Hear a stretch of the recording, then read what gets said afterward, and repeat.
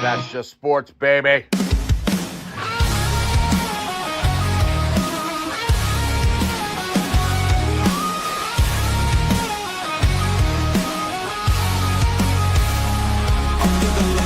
Crowd goes wild, strawberry ice bringing fire and style.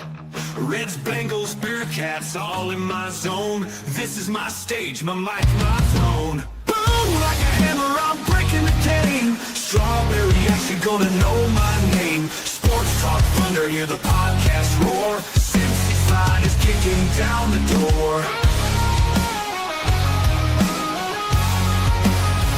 Step into the lane where the passion ignites. Talking sports all day and all night. From the field to the court to the roaring stands. Strawberry ice with the world in my hands. Boom, like a hammer, I'm breaking the game. Strawberry ice, you're gonna know my name. Sports Talk Thunder, hear the podcast roar. Cincy's Fine is kicking down the door.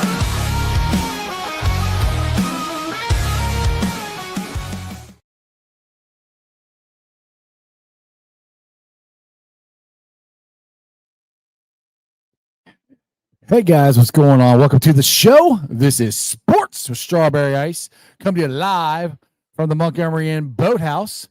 And he has showed up right on time. We've got the legend here. Come on down here, sir. Sit right here. Here's your. All right there, Mr. Gregory. How are we doing today? Was my dad. Call me Dean, please. Okay, Dean. How you doing, sir? Man. So we are at the Montgomery House or Montgomery Inn Boathouse. I go to that place a lot. Sorry, Montgomery Inn Boathouse, and we're here for the Reds Community Fund.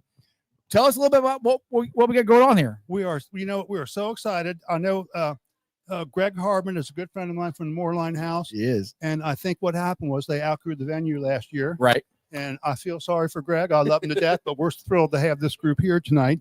We're doing this for the Reds Community Fund tonight. We got the entire boathouse. Every seat in this house is booked. They got a little over 500 people coming tonight. That's it? Yeah. Yeah. Next year, I'm going to have to put up a tent outside. So I'm sure we're gonna get another couple hundred. Whatever. Right. We're excited about it. Yeah, it's going to be a blast. Like I said, the second year in a row, I've got to do the podcast here. I know Bronson Arroyo is already going to be here. I saw him earlier. I saw him walking around. Yeah. A little bit So we have the Bronson hat here. You have to wear this. Oh, cool.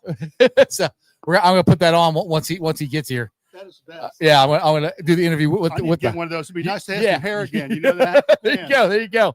All right, so tell us a little bit, because you and me were talking a couple weeks ago when I was figuring out where in the restaurant we're going to do the podcast, a little bit about the history of the Montgomery Inn, and you have a little history of Little Kings too, which I thought was a very interesting story. Yeah. This is a great. Do we have plenty of time? We got plenty of time. We got all the time in the world. We're celebrating 75 years at Montgomery Inn. Our founding. My mom and dad started in 1951. It's a great story. My dad grew up. His father had a greasy spoon in Detroit. Right. All my grandparents came here from Greece. Okay. All my grandparents came here from Greece, like in the 1920s. Okay. Not being able to speak the language, they all got jobs. Not better. They all got jobs in restaurants. So my dad's father had a greasy spoon in Detroit, in the vaudeville area. Right. My dad said they were so poor they'd have a customer come in and order ham and eggs for breakfast. Right. He'd run out the back door to the butcher down the street, get 2 eggs, 2 pieces of ham on credit. When the customer paid, he'd run back and pay the butcher. Oh, so, there you go. My mother's father had a restaurant in Kennedy Heights, and back in the 30s, we had streetcars back then, and I've heard of those. Yeah, the streetcar ended at Kennedy and Montgomery Road. Okay. My grandfather bought a corner out there, opened up Charlie's Sweet Shop. Okay. Double deckers. They made their own beer. We didn't have like Cisco's and Performance Foods. Right. They made all their own products, but he did pretty well. Saved his money. My parents met. They got married. My mom moved to Detroit. She was the oldest child. Right. Her dad really missed her, and she missed Cincinnati. So, and she hated Detroit. Who would? Cincinnati's awesome for sure.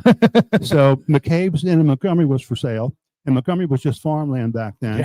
And my grandfather helped my dad buy Montgomery Inn. So McCabe's Inn changed the name to Montgomery Inn the first day, but it was about 20-seat bar. They had about a little dining room with 30 seats in it. Right. And the lady that worked for McCabe's, my dad kept her on. My dad wouldn't eat her food. He said her kitchen was filthy and her food was terrible. My mom would cook dinner and bring it up to him every night. Okay. Well, they went to a jazz club downtown one night. My father loved jazz and opera, and they had ribs for the first time. Ooh. And back in the early 50s, nobody knew what ribs were. Right. Well, they had ribs. They absolutely loved them. They're driving home. And my dad said to my mom, "Can you make ribs like that?" She goes, "Well, I'll try." So she started cooking ribs. She'd bring 2 or 3 slabs up for some of the guys hanging around the bar. They all started asking for ribs all the time. My dad kicked the lady out of the kitchen. My mom took over, and that's how it all started for us, for sure. So she came up with the recipe for the barbecue sauce was hers. Yeah. And they were newlyweds when all this happened. Okay. She wasn't a very good cook at all. Right. Today, every item on our menu is still my mom's Really? recipe. She was a great cook. Wow, that's awesome. Man. So the original Montgomery Inn, that's the original spot from where they moved in down from Detroit. They bought that spot. Yeah. Boy, it's grown up around there a little bit. Oh, but we had 40 seats, then it was 70 seats, then 140. That's why the restaurant's like a maze. We walk through there, right? We used to get 3-hour waits out there every night. Oh wow! There was a bar down the street, Kenny Ohio, on Barleycorns in Montgomery. Yeah. On Saturday nights, we'd have a 3-hour wait. We would take people's names, get their phone number, and tell them. That was before cell phones. We'd tell them to go to Barleycorns and wait. We'd call Barleycorns, and they would page them. Your table's right, in Montgomery Inn. So it was a lot of fun. I'll tell you what. It sounds like it. It sounds like it. So how did it get so ingrained in Cincinnati? I mean, because to me, it's Montgomery Inn, it's Graders, it's the Roses. Those are like the stable, the icons for sure. Yeah, exactly. How did it become that? I mean, did Bob Hope, I know, had a little bit of help that, but how did that for sure. I don't know. We just got so popular back in the 60s, 70s, 80s, whatever. Right. When we opened the Boathouse in 1989. Yep. I remember that. There weren't that many restaurants downtown back then. And we had 3-hour waits here on Friday and Saturday nights. This place was scary. We opened up with 750 seats. Oh. I felt like I was lost here for the first 6 months we were open. Thank God we had a good crew, because they really pulled things together for us. Well, this is mine and my wife's anniversary spot. So we come here every year. Let me know when you're coming down next time. I'll roll out the red carpet. Oh, you hear that? All right, I like that. I got it on tape now too. Okay? Don't worry, I would love to do that for you. That's great. I have more fun than anybody here. I'll tell you. I told my wife, when I die, I want you to cremate me, and I want you to dump my ashes in the men's room at the Boathouse, because I have more fun here than should be allowed. I'll tell you what. That is definitely a different place that you'd want your ashes spread. We just celebrated 37 years down here, and I need to write a book one day, because I've met some of the coolest people. Just got some great stories I could tell about this place. I bet you do. Sure. I bet you do. Like, let me tell you about Bob Hope. Good. Bob Hope. There was a gentleman from Madera who was a really good friend of my dad's, Harry Adler. Harry owned a company, Zimmerman and Adler Blacktopping. Right. Harry was a member of McAtee Country Club, and Judge Benjamin Schwartz back in the 60s started the Bob Hope House. It was a home for boys in trouble, whatever. Harry was friends with Bob. Harry got Bob to lend his name and donate some money, whatever. And Bob would come in every year at McAtee and do a fundraiser. He'd get Arnold Palmer to come in one year, Jack Nicklaus, whatever. And one night after it was all over, Harry took Bob to Montgomery Inn for dinner. Now, I told you my dad's father had a greasy spoon in Detroit. Right. It was in the vaudeville area. There was a Greek boxer. My family's Greek, if you didn't know that. There was a Greek boxer that fought out of Detroit, middleweight champion of the world, Anton Christopheridis, like 1942, 43. And if you didn't know this, Bob Hope was a boxer before he got into the business. Oh. Yeah. So anyway, they come out and they go out to Montgomery, and my dad sits down with Bob, and they start talking about boxing. Right. Bob fought out of Cleveland, but he was in Detroit fighting all the time. Right. So they all knew the same boxers. They had a great conversation. And then they start talking about the old vaudeville acts that would eat at my grandfather's restaurant. And my dad knew him, Bob knew him, whatever. So they got to be great friends. He loved the ribs. We started shipping ribs to Palm Springs all the time. Oh, nice. Remember his Bob Hope Desert Classic? Mm-hmm. Yes. We catered a party at his home for 25 years on Thursday night. It was like who's who in Hollywood and nice. Who's who in Washington. Remember, he was really active with the presidents, right. USO shows. all the 4 and 5 star generals were out there. It was so cool, and a ton of entertainers, whatever. So I got to play in a tournament one year. I was out there. Wait, you got to play in the Bob Hope Classic? In the Bob Hope Classic. Nice. One of his friends had passed away like 2 days before, and we're taking the ribs to his house, getting ready for the party. He goes, "Hey kid, you play golf?" I go, "Yes, sir." He goes, "You're playing tomorrow." You're like, "I do now." We played with Tom Kite on Friday. He was leading the tournament. He shot 66 the first day. We had about 3,000 people in our gallery, and I'm hitting the big banana ball. I was scared to death I was going to kill somebody out there. Why don't you hit it straight? It's good. It was so much fun. Yeah. I hit it straight now. I didn't back then. That's good. That's good. So what are some of the best? I'm sure you got some Bronson Arroyo stories you could tell us. You know, Bronson was here when he first came to Cincinnati. I haven't seen him since. Did we do something wrong? There you go. he's got. God bless you. All righty. He's got good meal. I'm trying to think. Who was a kid from Cincinnati that played with you in Boston? No. The infielder, outfielder. the outfielder. I'll think of it. But somebody sent you in. I remember that you were here with the group. I still remember where you were sitting. Whatever. We were so honored that you were here that day. I'll think of it. Yeah. Oh, nice. There you go. Oh, for sure. Yep. Right. After COVID, we couldn't do that anymore. They wouldn't let us. Yeah, couldn't yet. Can you now? No. Really? They come and get it. We're not allowed down there. Yeah. So how did you get that? How did you get to start sending the ribs to the stadium there? We used to cater all the time. My Sparky used to eat with us all the time. Really? Greatest manager ever. He was the best. He was the absolute best. But we would take food down. My brother Tom and I would just say, "Hey, we're bringing ribs down tonight." And you know how Nuxie always would leave the booth after the 7th inning? Yeah, get some ribs. He'd come down and have 4 or 5 slabs. There weren't enough for the players, so we had to hide the food when Nuxie came down. Eat them all. And then let him, when he came down, we turned it loose, whatever. He was the absolute best. He used to come out. Hey, I don't blame him, dude. I would too. Oh, for sure. Those ribs. Marty, we see Marty here all the time. Yeah. He's been a great friend forever. I got to tell you, Pete was the absolute best. Yeah. Pete would come in. He was the friend to every fan. Right. He would come in every year on opening day. He'd sign autographs. He just, whatever anybody wanted from him, he was happy to do that. Ooh. He was here at Christmas one year. Tim Naring? Is that who we were talking about? I got a comment here. Was it Tim Naring? No, I'm trying to think. Okay, because he was from Cincinnati. Yeah. Bronson, did you play with Tim Naring? He played. He played at Sycamore High School. All right. My high school. I'll think. Got a trivia question here. Yeah. What Cincinnati born player that played for Boston that Bronson played with? I'm trying to figure that out. Who you got? That was Euclid. It was Euclid for sure. Yeah, right. Euc's family ate with us all the time There in you go. Montgomery. He was here last year when I remember the Steve Raleigh fight out in the parking lot. Oh yeah. Euc was here and they were wearing. Well, I shouldn't say anything. They were. Don't worry. We don't have nobody watches the show anyway. It's fine. They were wearing Boston jersey. He told them they were disgraced to Boston, whatever. He's the best. His uncle and cousins were in our place in Montgomery all the time. I'll tell you what. Yeah. But anyway, I forgot what I was talking about before we switched to. Bronson just distracted us. Are you going to Bronson? You going to sing tonight? Oh, fantastic. Okay, cool. All righty. There you go.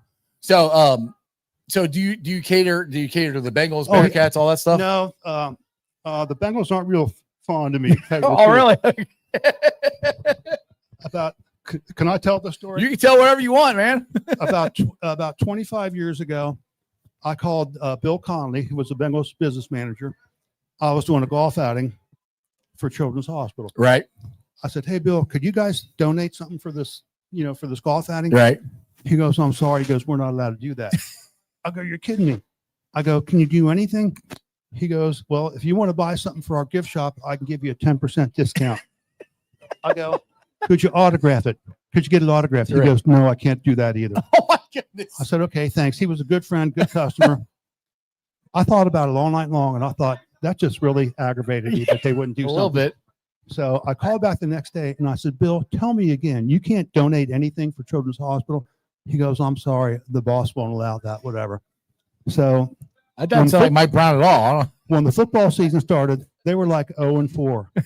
I printed up 10,000 bumper stickers in orange and black, bring professional football to Cincinnati. They were gone in no time. And they found out who did it, and they barred all their staff from Montgomery Inn. So the following year, this is the year before Marvin came in. They won like 3 games in a row, and everybody was getting on their bandwagon. And I printed up 10,000 Mike Brown socks.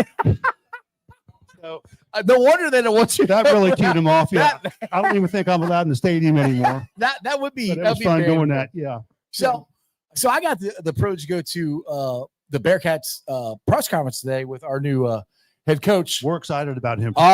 Yes, and the legend Bob Huggins was actually in town at the press conference. Which I didn't know that. Yes, Huggins was here. I had video, I had picture proof, I got everything. He was there. He's the best. I'll tell you what. That how.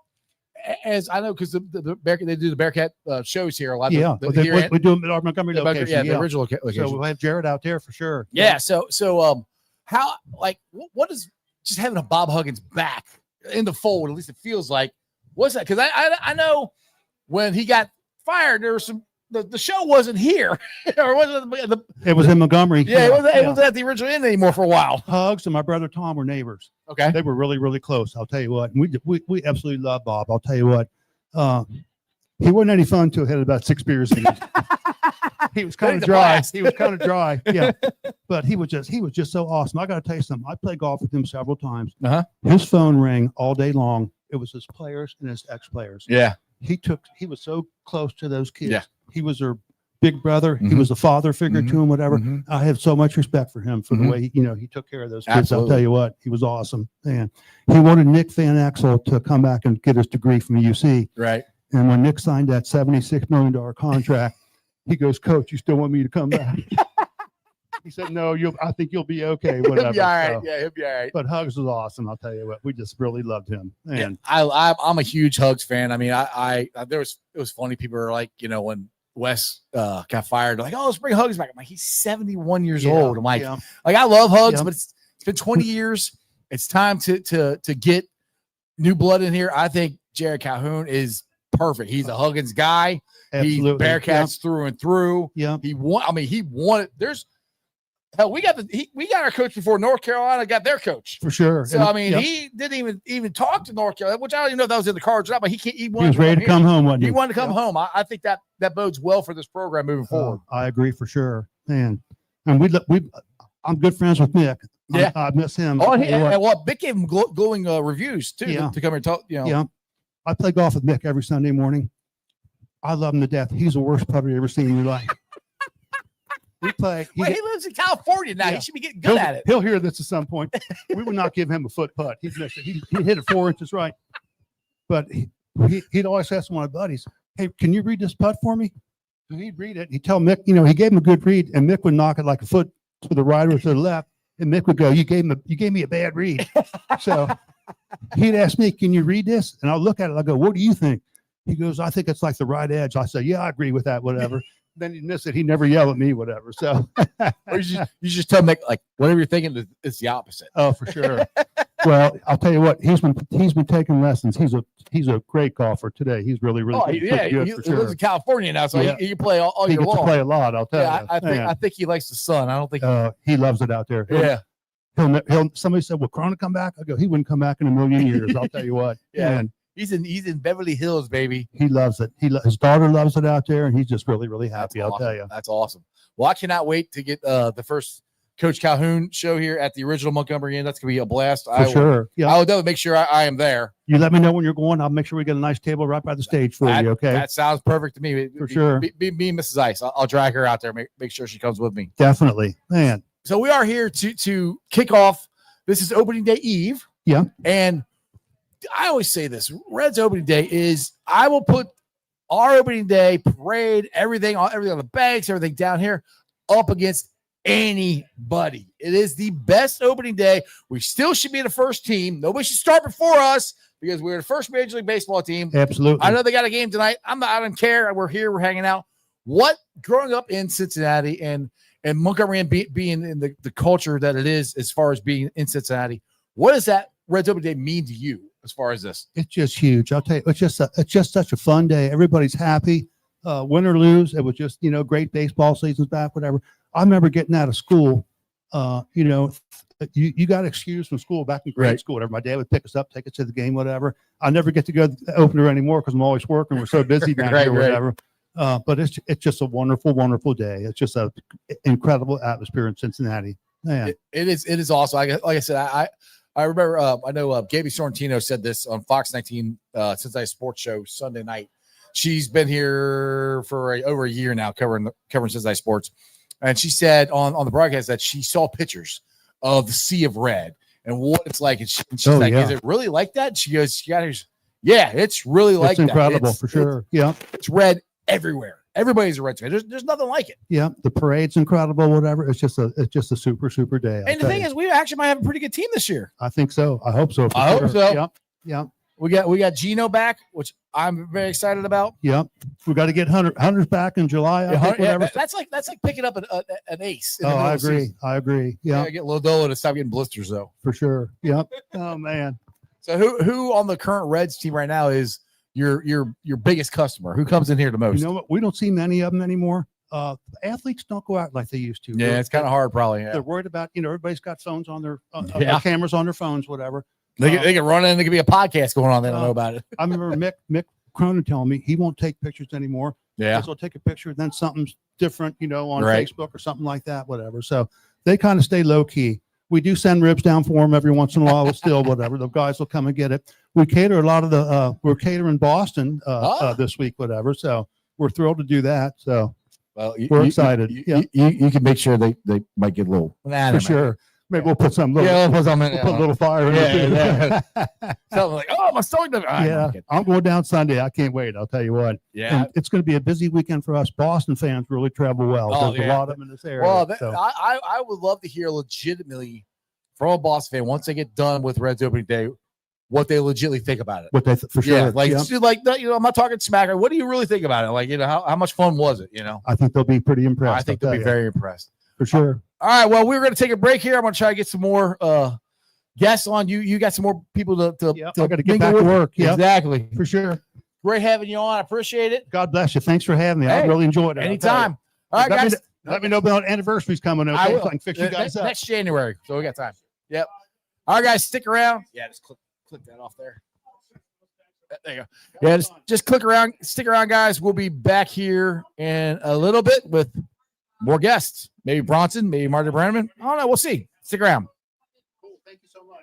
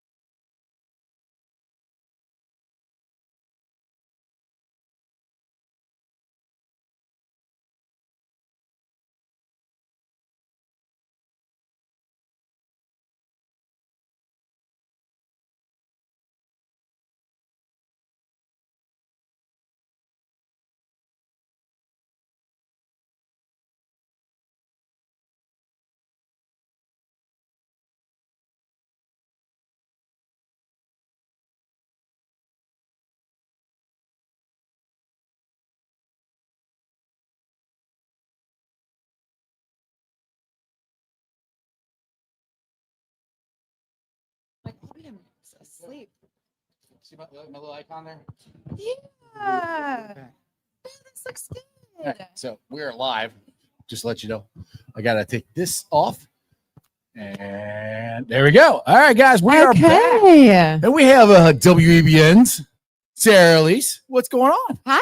We're just celebrating opening day eve and just soaking up all the good vibes. Having a great time here at the Montgomery Inn, and getting ready for I think a very, very good Reds season. What's your feeling on the Reds this year? You know what? I'm always trying to be optimistic. Absolutely. A little nervous about our pitching right now, but little bit. You know what? Let's get all the kinks out of the way at the start of the season. Hopefully Lodolo's injury will get a lot better sooner rather than later, and then Hunter Green will get him back sometime after the All-Star break. We're used to. We're kind of used to not having Bronson. This is so Cincinnati. Yeah. This is what happens. But you know what? I'm always optimistic, always excited to get the season started. And I feel like this is one of the most anticipated seasons we've seen in a while, in a really long time. I mean, of course, you've got the hype around Ellie De La Cruz, bringing back Eugenio Suarez. Yeah. And then you got guys like Sal Stewart that are getting fans excited about what he's getting into, and Matt McLean with a really awesome spring. And doesn't he have the coolest nickname, Salbert? Salbert. I like that. You know why he got that? Who gave him that nickname? Was that you? No. Well, that wasn't me. It was a Reds fan, because Reds player, because they compared him to Albert Pujols. Oh, okay. So they call him Salbert. Power hitter. Yeah. You know what? I feel like he's going to have a season. I think so. So, question for you: you're a big Reds fan here. How are you feeling about Tito possibly putting Sal Stewart hitting fourth and Gino hitting fifth in between him and Ellie? Are you okay with that, or you want Gino hitting fourth? I like that. I like where Tito's head is at, and you know what? Tito knows what he's doing. He knows this team really well. Yeah, he knows the guys a lot more than we all do, even though we think that we know him the most. Right. So I'm going to trust what Tito's doing with this lineup. I can't wait to see the opening day lineup, though. Well, this is much better interview than the very first time we ever did an interview on my show. You remember that? Oh no, I was in a bat cave. That was for the bat cave. That is when. So where's the camera here? Where am I looking? Right there we go. There we go. So the first time that Jeff and I had actually talked, I was like we were doing renovations at iHeartMedia. And so the room that I was in was like the only free room that wasn't like under construction. And I'm like, well, the lights aren't working, so I'm just going to sit here in the dark and try to navigate my way through this interview. And it was all right. Yeah, it was fine. We got through. Glow of Sarah. Yeah. I was very angelic, which isn't really like me. So...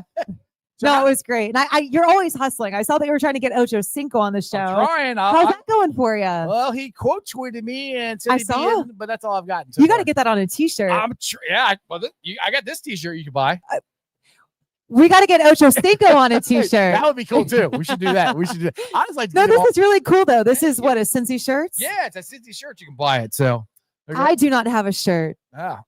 Well, I'm just bugged. Wink, wink. If anyone at Cincy shirts to get Sarah that Lee going. needs her own shirt. If Strawberry Ice got a shirt, Sarah Lee. No. I'm not nearly as cool as Strawberry Ice. That is not but true. You were on WEBN. Come on, get out of here. No, we're just some rock station here in Cincinnati. No big deal. How's that going? You've been on there for over a year now, right? Oh my gosh, it's been almost 3 years. Really? It'll be 3 years in May. Yeah. You know what? Time flies. It really does fly. It's been that long. This will be my 4th fireworks show. Wow. Yeah, the big 50th. How much fun is that, dude? Because to me, I think that'd be so much fun to do. It is. It is. Yeah. Like I grew up in Cincinnati, so being a part of the broadcast is.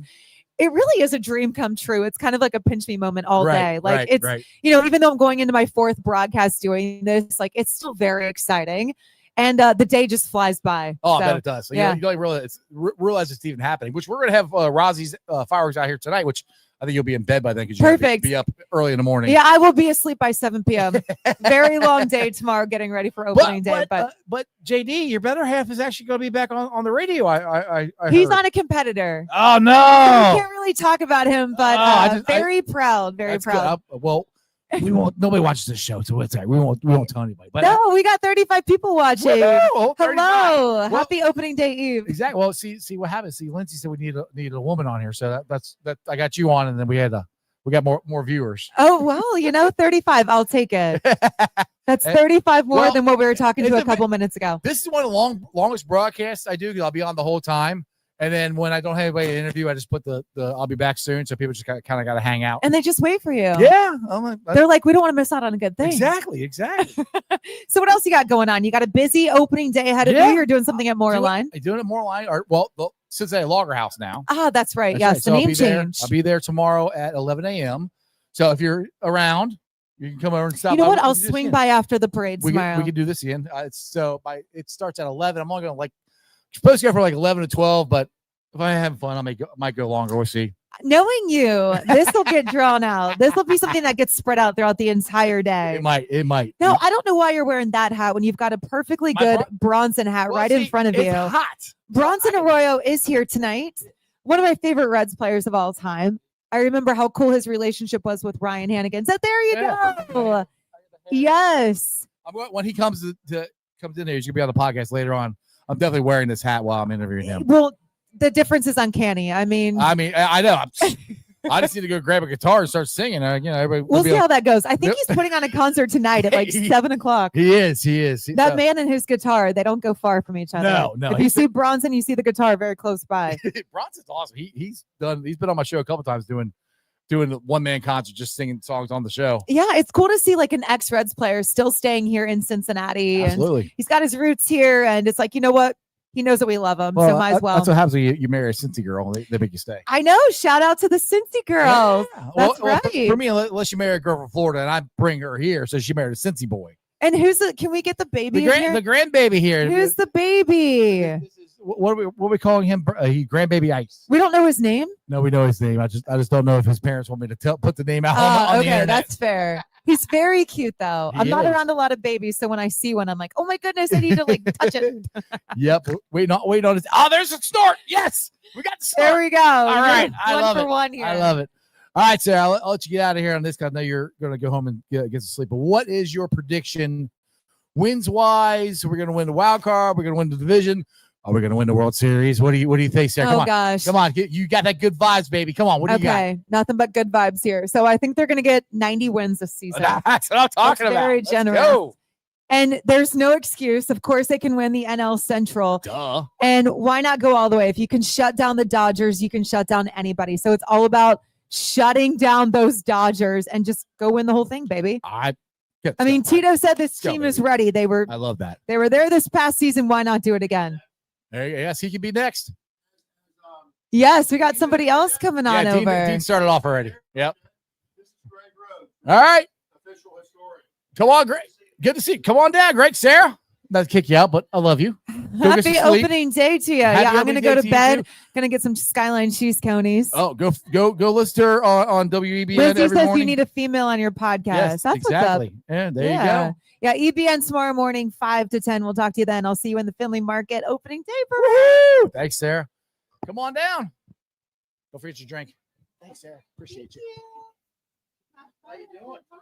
You're doing the parade tomorrow? I am. Spot 11. You've got good weather, man. Oh, yeah. 80 and sunny. There's nothing like doing the parade in the rain. It's gonna be do it rain or shine. It's gonna be 80 and sunny, and then 50s on the weekend. That's right.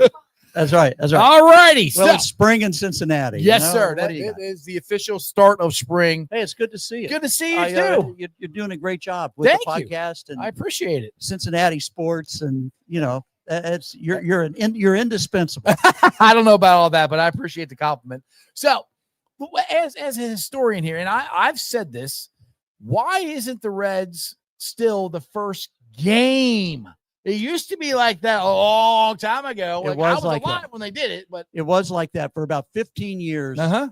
Back in the 70s and up through the mid 80s. Yep. The Reds played the very first game of the season. Pitch, not only did we, always open at home, but we had the first pitch.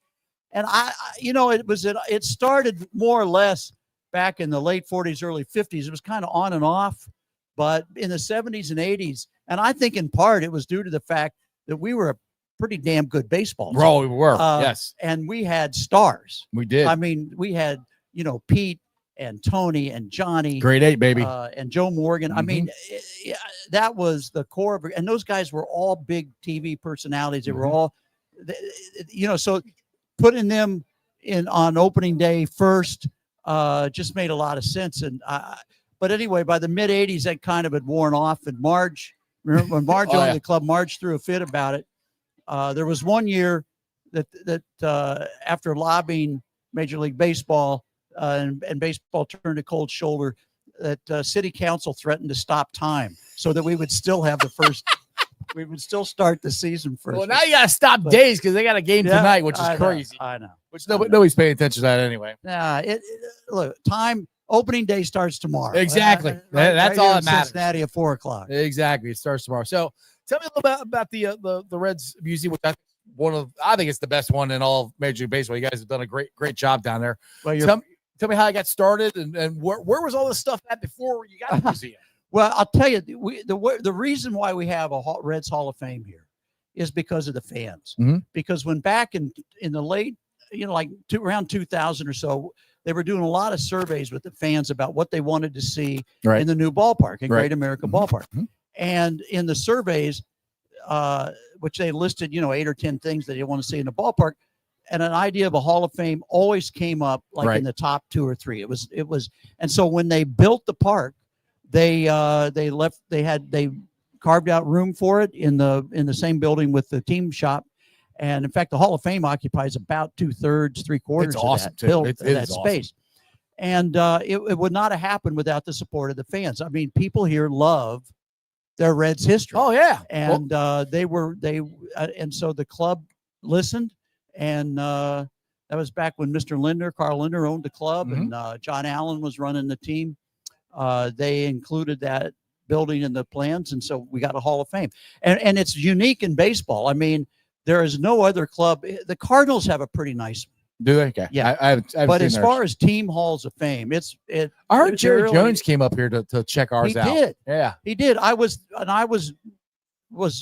director of the hall at that point, and they came up. They were coming down from somebody on the Cowboys had been inducted into Canton. And so they had a big bus that was coming down to Cincinnati Mm-hmm. from Canton after the induction ceremonies. And he wanted to see the Reds Hall of Fame because he was thinking about building a Cowboys Hall of Fame. Right. And they all got, there was so much, I'd never seen so much bling get off of that bus. A lot of ice there, huh? There was about 30 or 40 people in the entourage. And they all came in through the Hall of Fame. It did not look like your normal fan group. Let me just put it that way. There's money there. Especially because one of them was Roger Staubach. Oh, wow. Of course, who grew up here. Yeah. And we had a pitching. At that point, we had a place in the Hall of Fame where you could throw a pitch. You could, and it was set up at 60 feet, 6 inches. And Roger, who, I don't know, at that point was certainly in his 60s probably. Right. He got up on that little mound that we had there, and he's throwing bullseyes. Really? Yeah. And a couple of people walk Still got by it. And they go, yeah, well, I guess you make throw your living throwing 40-yard passes. Right. You can throw a baseball 60 feet. And a couple of people walked by, fans, and they didn't really recognize him. And they were like, well, who is that? Who is that? And Jerry Jones is standing there, and he goes, that's Roger Staubach, and he plays for the Dallas Cowboys. But he's from Cincinnati. And he's from Cincinnati. Exactly. Yeah. So all the stuff that they have in there, like the original stuff, where did they have that stored at before the museum? Well, they didn't, because we didn't have it. Oh, okay. Major League Baseball clubs they're not thinking about museum or protected. I mean, they only have so much space. They it's don't kind have of like my baseball cards. I wish I still had. Yeah, they don't have space to keep stuff. Right. And in fact, Major League Baseball clubs tend to turn things over. Like old uniforms often get sent back to the minor leagues. Mm-hmm. The players have their gloves and bats and stuff, and they take those with them. But the club did have a lot of really nice stuff, but it was a limited amount of stuff. And so when we first built the museum, we were not artifact heavy, as they say. Right. We were artifact light when we first opened. So you had to start doing some scavenging, huh? Well, we got it from, probably from people like you. Yeah. Fans. Right. And we put the word out that we needed stuff. And we had a lot of stuff on loan when we first opened, and players also contributed. So we were able to build a collection over time. And now, 25 years later, we have a really big collection of stuff now, as people have donated more and more things. Players have donated things, and we purchased some things as well. Right. So now we are a pretty rich museum. Oh, yeah. We got a full. It's been probably about 2 years since I've been in there. That's probably the last time I was in there, but it was a ton of stuff. There's a lot of stuff. The one I really like is, I call it the man cave. Yeah. Where you look like you're in someone's basement. Yeah. Like, I would love to make mine look like this. Yeah. How did you? Well, that was the inspiration for that, was exactly that. We had a lot of giveaways that the club had kept over the years. And we were looking at this as we were putting the museum together. And it was like, that's the kind of stuff fans collect, right. And the kind of stuff they identify with. So let's make a little tribute to collector, to fans and who collecting on keeping all that stuff. So yeah, it turned out to be kind of a tribute. That was definitely one of our more popular exhibits. My favorite thing in the Reds Hall of Fame, not a bat, not a ball, not a glove. It's an 8-pound dog collar. Is it from Marge? You figured that out right away. It's an 8-pound dog collar that Shotsy wore once or twice. Yep. The poor dog, 8 pounds.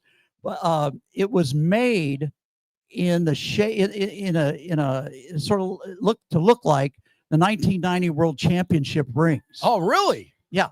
Wow. And so it had the relief of the ballpark and Shotsy's name on it, just like the players would have had the same thing on their rings.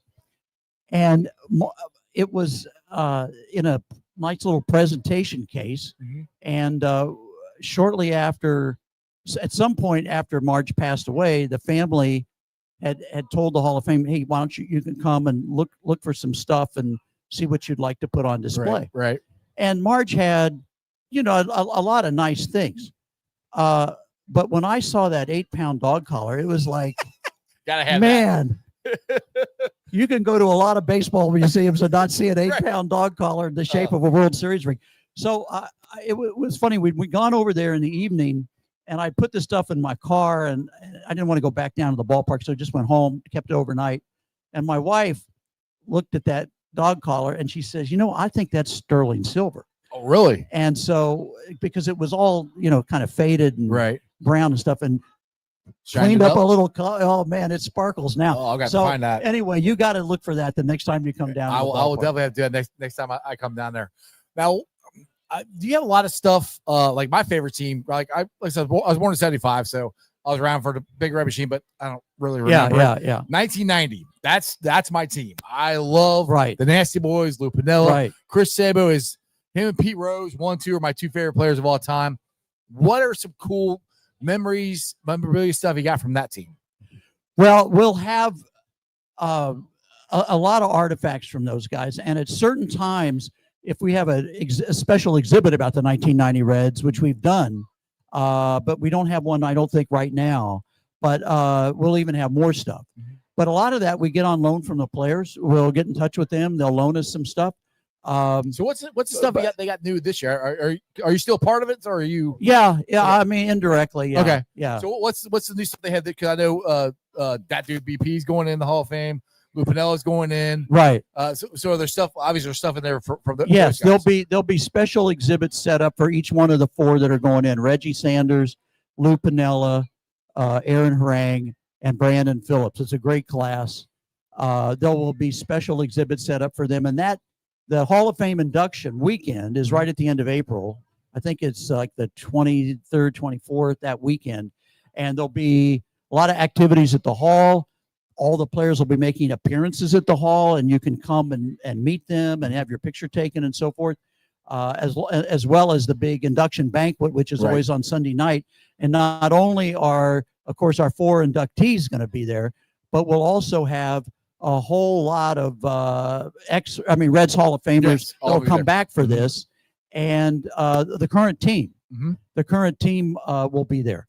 So it's really a great night to mingle with the players and meet everybody. I would love to go to it. I haven't been able to get down there. We got to get you there. You should be doing this. A podcast right from there. That'd be great. You love to see it. You hook me up with the right people. I will show up. I'll be glad, absolutely glad to do that.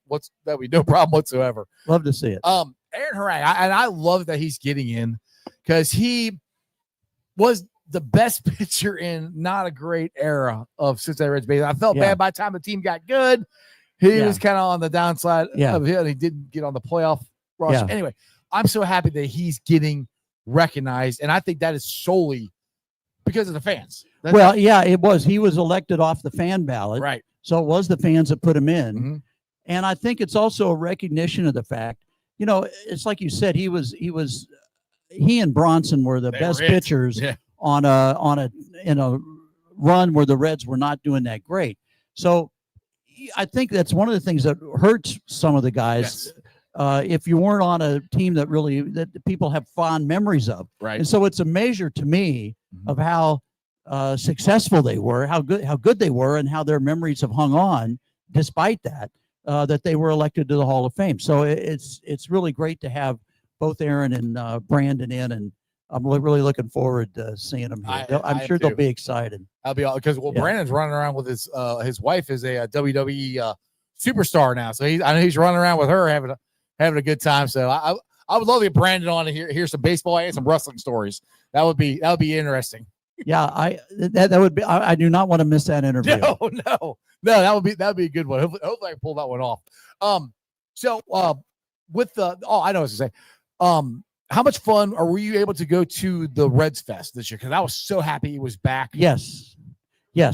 And Reds Fest was back and bigger than ever. Yes. And then in the new convention center space, it's always a great event, and it was again this year. Because the fact that the players all show up for the thing, or a lot of them do, and the interactions that they have with people, I think that is so important.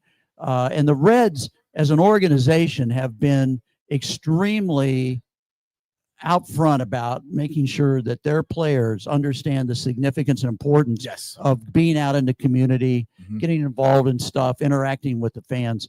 And that's what tonight's event's all about too, the community fund. Exactly. I mean, they are that organization just does. Charlie Frank's been the head of that. In fact, when I came in to run the Hall of Fame back in the early 2000s, Charlie was at that point the new director of the Reds Community Fund, and I've moved on, but Charlie stayed, and he has just done a terrific job. It is a lot of the teams have a similar type of organization, but the Reds Community Fund is certainly one of the top in all of baseball. Absolutely. Especially given the size of this market and all of the things that they do and all the sponsors, the co-sponsorships that they have, and it's a very impressive I mean, you have all the baseball fields that everybody sees. Yeah, you see that. Up. You have the I'm going to get it wrong. The Urban Youth Academy. Thank you, Urban Youth Academy. They have it, which, from what I've been told, is one of the best. Yeah, all of baseball. It's a very nice facility. I mean, those are that's all from the Reds Community Fund. Yeah, and it's all about promoting baseball through youth programs, all the way from college down through very young, like very T-ball kids. Right. But there's just so many programs that touch every one of those levels. And tonight's event raises money for all that, and so it's great to be a part of it. It is awesome. Glad you could be here. Hey, I'm glad you could be here too. I'm glad you came on the podcast. What are you doing right now since you're not doing the head? Well, I still do a little bit of work with the Reds. Okay. Occasionally. Rick Walls is now the director of the Reds Hall of Fame and has been since I retired. Is he here tonight? I did not. I'm sure he will. We'll have to grab him. I'm not sure he will be. And I will go out and twist his arm and tell him to get in here. But Rick's the director, and I've been involved in a few things over the years. It's funny. I occasionally go out and do public speaking on behalf of the Reds. And it's funny how over the years, you were talking about memorabilia earlier and where we get it. I'll get people that go out and speak, and they'll come up and they'll tell me, "Oh, I got something that would you guys be interested in?" And a lot of times, but sometimes you really get a gem, stuff. Yeah. And it's like, "Oh my God, this is really great." And so that's been one of the things about, even though I'm sort of retired and step back, you still keep your hand in and still get to do something. It's funny you say it. So my studio in my house is my basement. So it's I call it the ice cave. Yeah. Well, you can see it in the background. Yeah. That's only a third of what I have. Yeah. But the funny thing is, people see me like, "Hey, you want this? Hey, you want?" My wife goes, and she's not here right now. She's, "Where are you gonna put it all?" I don't know. I don't care. But yes, if you're gonna give me stuff, I'll take it. Yeah. So I'll figure. Well, it sounds to me as though you're going to be a perfect candidate for donation to the Hall of Fame in about 25 years. Yeah, I probably have some stuff I could donate. I that'd be great. Well, I know there's a point in life when collectors. I can remember somebody saying, there's the stage where you kind of get bitten by the bug, and then you acquire, and then at some point you're probably going to have to move on. You got to figure out what you're going to do with it. I've been collecting stuff since I was a kid. I still got all the newspaper from '85 when Pete got the hit. I've got so many newspaper clippings from the 1990. I've got my mom. Thank God my mom kept all the baseball cards, so I have. Oh, let's see. I got 86, 87, 88, 89 Topps collection. I still have all the. I got so much stuff. It's not even funny. You still collect? No, I don't collect baseball anymore. cards. No. I know it's kind of. It's doesn't feel like come back. Yeah, I think people are because they're doing a lot of where they're trying to all make it sound cool now. Like, oh, they pulled this card. I'm like, what do you mean you pulled this card? Oh, you bought a baseball pack and you got a good card. I'm like, yeah, that's what happens. Yeah, yeah. I'd say there's a whole bunch of different stuff you can do now, and I haven't gotten into that yet. I just like collecting stuff and rooting on my. Well, Reds. I think the peak time for your memories as a baseball fan, I think, is when you're 10, 15, 20, 25. And that's the stuff you tend to collect and emphasize a lot. Is that stuff when you're a child in your childhood. Right. That's always, I think, the peak moment for you. Yeah, guys. Molly here says she's got a 76 ball signed by all the starters. Whoa, there you go. Molly Votto. Yeah, Molly Votto. Huh. Yeah. Well, I'll tell you, 76 balls signed by all the starters has got some value. Yeah, That's a very nice ball to have. My cousin, because I had, remember the Hudipole beer cans that they had? Yes. 75. Yep. I had a 75 and 76 when I was a kid. I think I bought it at a flea market or something. Well, that was one of the things that when I moved out and then I tried to take all my stuff and move it to my own house when I got married, didn't make it. I don't know what happened to it. So my cousin got me one back. So I have a 75 Hudipole beer can still. Yeah. That thing is, I don't want to say, why do you want that? I'm like, it is so freaking cool. Yeah. Only it's very unique because there's not a lot of that stuff left. Yeah. I'll tell you one other quick little story about about where stuff comes from, how we got stuff. So when we were opening the Hall of Fame, John Allen, who was then the CEO for the Reds, one day he calls me and says, he said, I got some stuff here in a closet you got to come over and look at. And one of the things was he had about 2 or 3 big cardboard boxes that were full of manila envelopes. Right. And in each manila envelope was a baseball. Okay. And they were the baseballs that Pete hit balls from the start of the 1985 season. No. So in other words, the guys in the dugout, the Stows, Rick Stowe and Mark and those guys, they recognize, hey, he's on the hit chain. Right. So we ought to start saving all the hit balls. Right. So after every hit, they would collect the ball. Oh, wow. They'd put the ball in an envelope and they wrote on it the number, the hit number and the date. And awesome. So John comes, says to me, he says, we need these for the Hall of Fame. So there were like 100 balls in there, roughly. Yeah. Now, of course, by the time he got up to 4191, he started keeping those. 4192. Yeah. And I wish 4192 always happened in Chicago. I'm like, no, right. hit it there. Well, I wish he would have kept. I wish they would have kept them starting with 4193 because from 4193 on, they were all record. Right, records. It was all a record ball. It's 4,256 is how many actually ended up with. Anyway, they didn't keep anymore, but they kept all those. So all of those balls were like 4,000 plus. Yeah.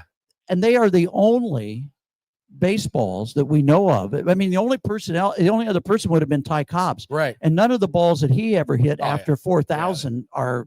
Yeah. So we have the only collection of 4,000 hit baseballs in all of baseball. That's in the museum right now. We have it in our collection. We occasionally put them on display. It is not on display now, but it's worth seeing when we put them on. Cool. I mean, it's just a great story. That is very cool. There was one ball. There was only, I think, one ball missing, and it was because Dave Parker or Pete batted before Dave Parker. Yeah. Pete got a hit, and before the dugout could get the signal out, Parker steps in on the first pitch, hit a home run. That ball's missing. We don't have that one.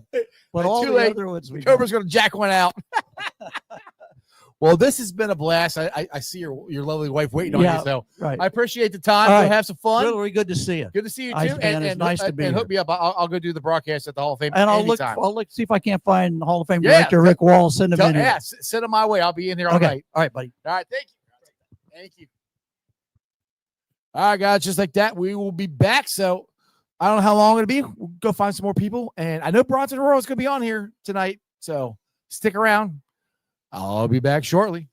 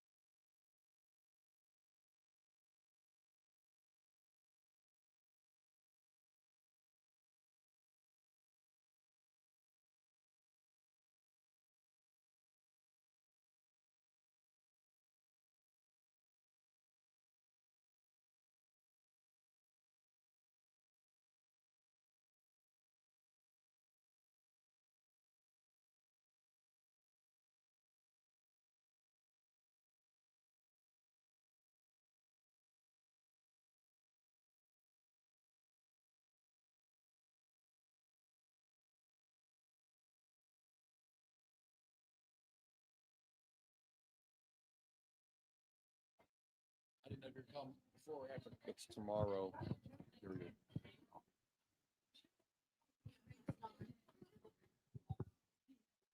All right, we are back with the one. Oh, one second. I said I was going to do this. I got to do this right here. Hold on a second here.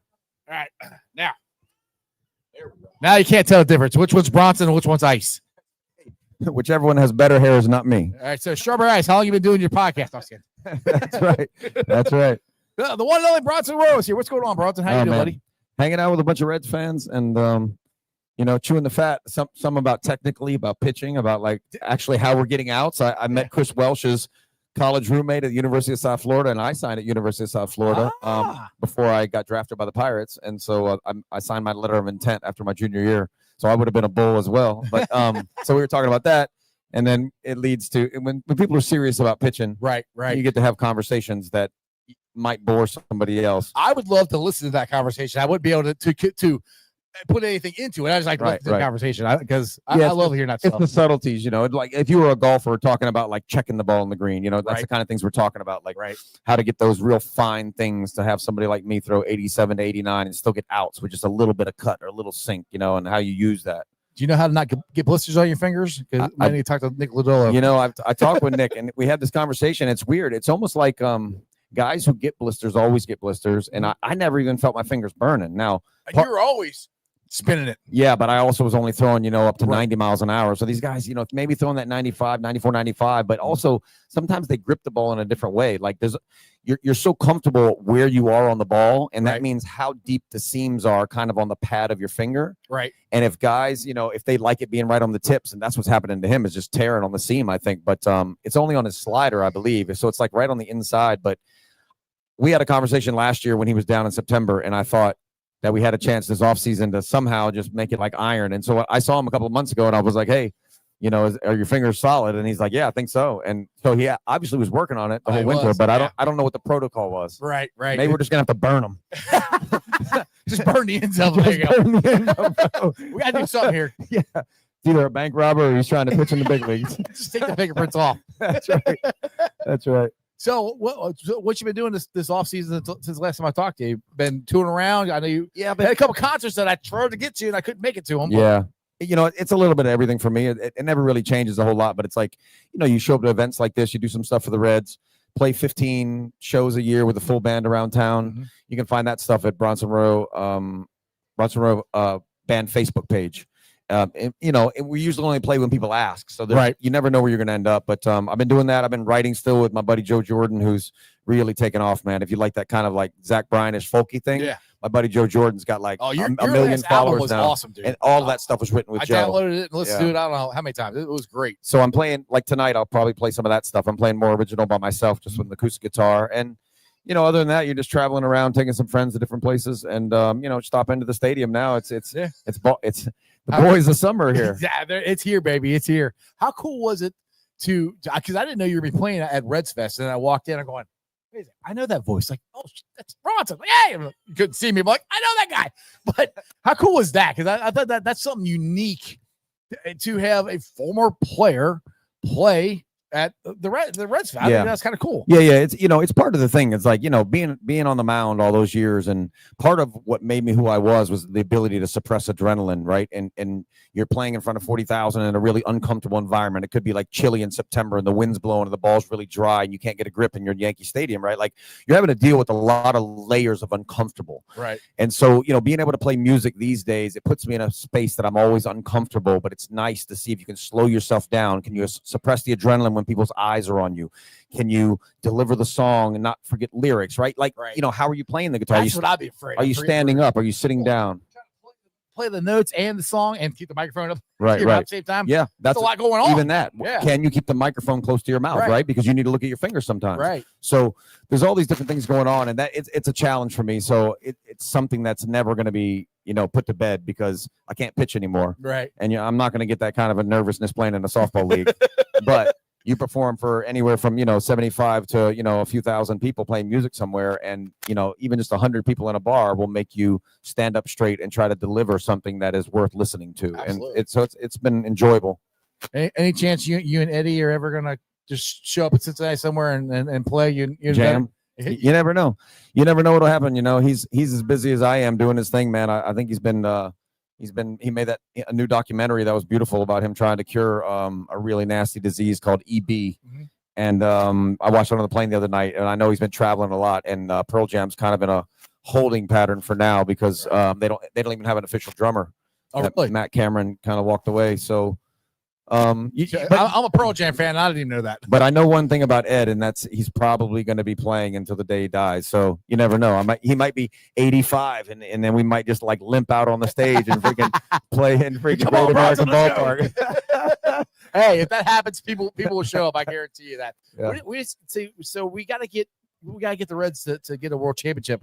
So you have something to talk some smack to him about his Cubs, because I think this year it might come down to the Reds and the Cubs. I mean, I don't ever want to kick Milwaukee out, but I'd like to. But for some reason, they always find a way to be good in this. But as far as the Reds go this year, I think we actually got a pretty good chance at winning the division, to be honest. Yeah, well, you can't forget about the Cardinals either. They're always lurking in the wings. Yeah, but you know, I've been saying, you know, my honest opinion is that this is the second year for Terry Francona. He's been as good of a manager as anybody in the game for the last 20 years, and he knows what he's got in that clubhouse now. All of those players, especially guys, all your main players, have been there for about 3 seasons. Right. Most of them have been hurt for a little bit of that time, and they've also swung the pendulum of being really, really good and really, really terrible. So, you know, they should know who they are at this point, right? And so I think if this team can go out and play baseball like they have, they got a chance to win the division. I think it's going to be tight. I think the division is going to be tough. Right. I don't think the Cardinals are going anywhere. The Cubs are going to be pretty good. Milwaukee's always right there. It's, you know, the Pirates always kick our butt sometimes. It's like there's no easy ones there. And I think it's going to come down to the wire probably, but I think they have a chance for sure if the starting 5 can stay healthy, which we're already limping a little bit, right? Between Lodolo and Green.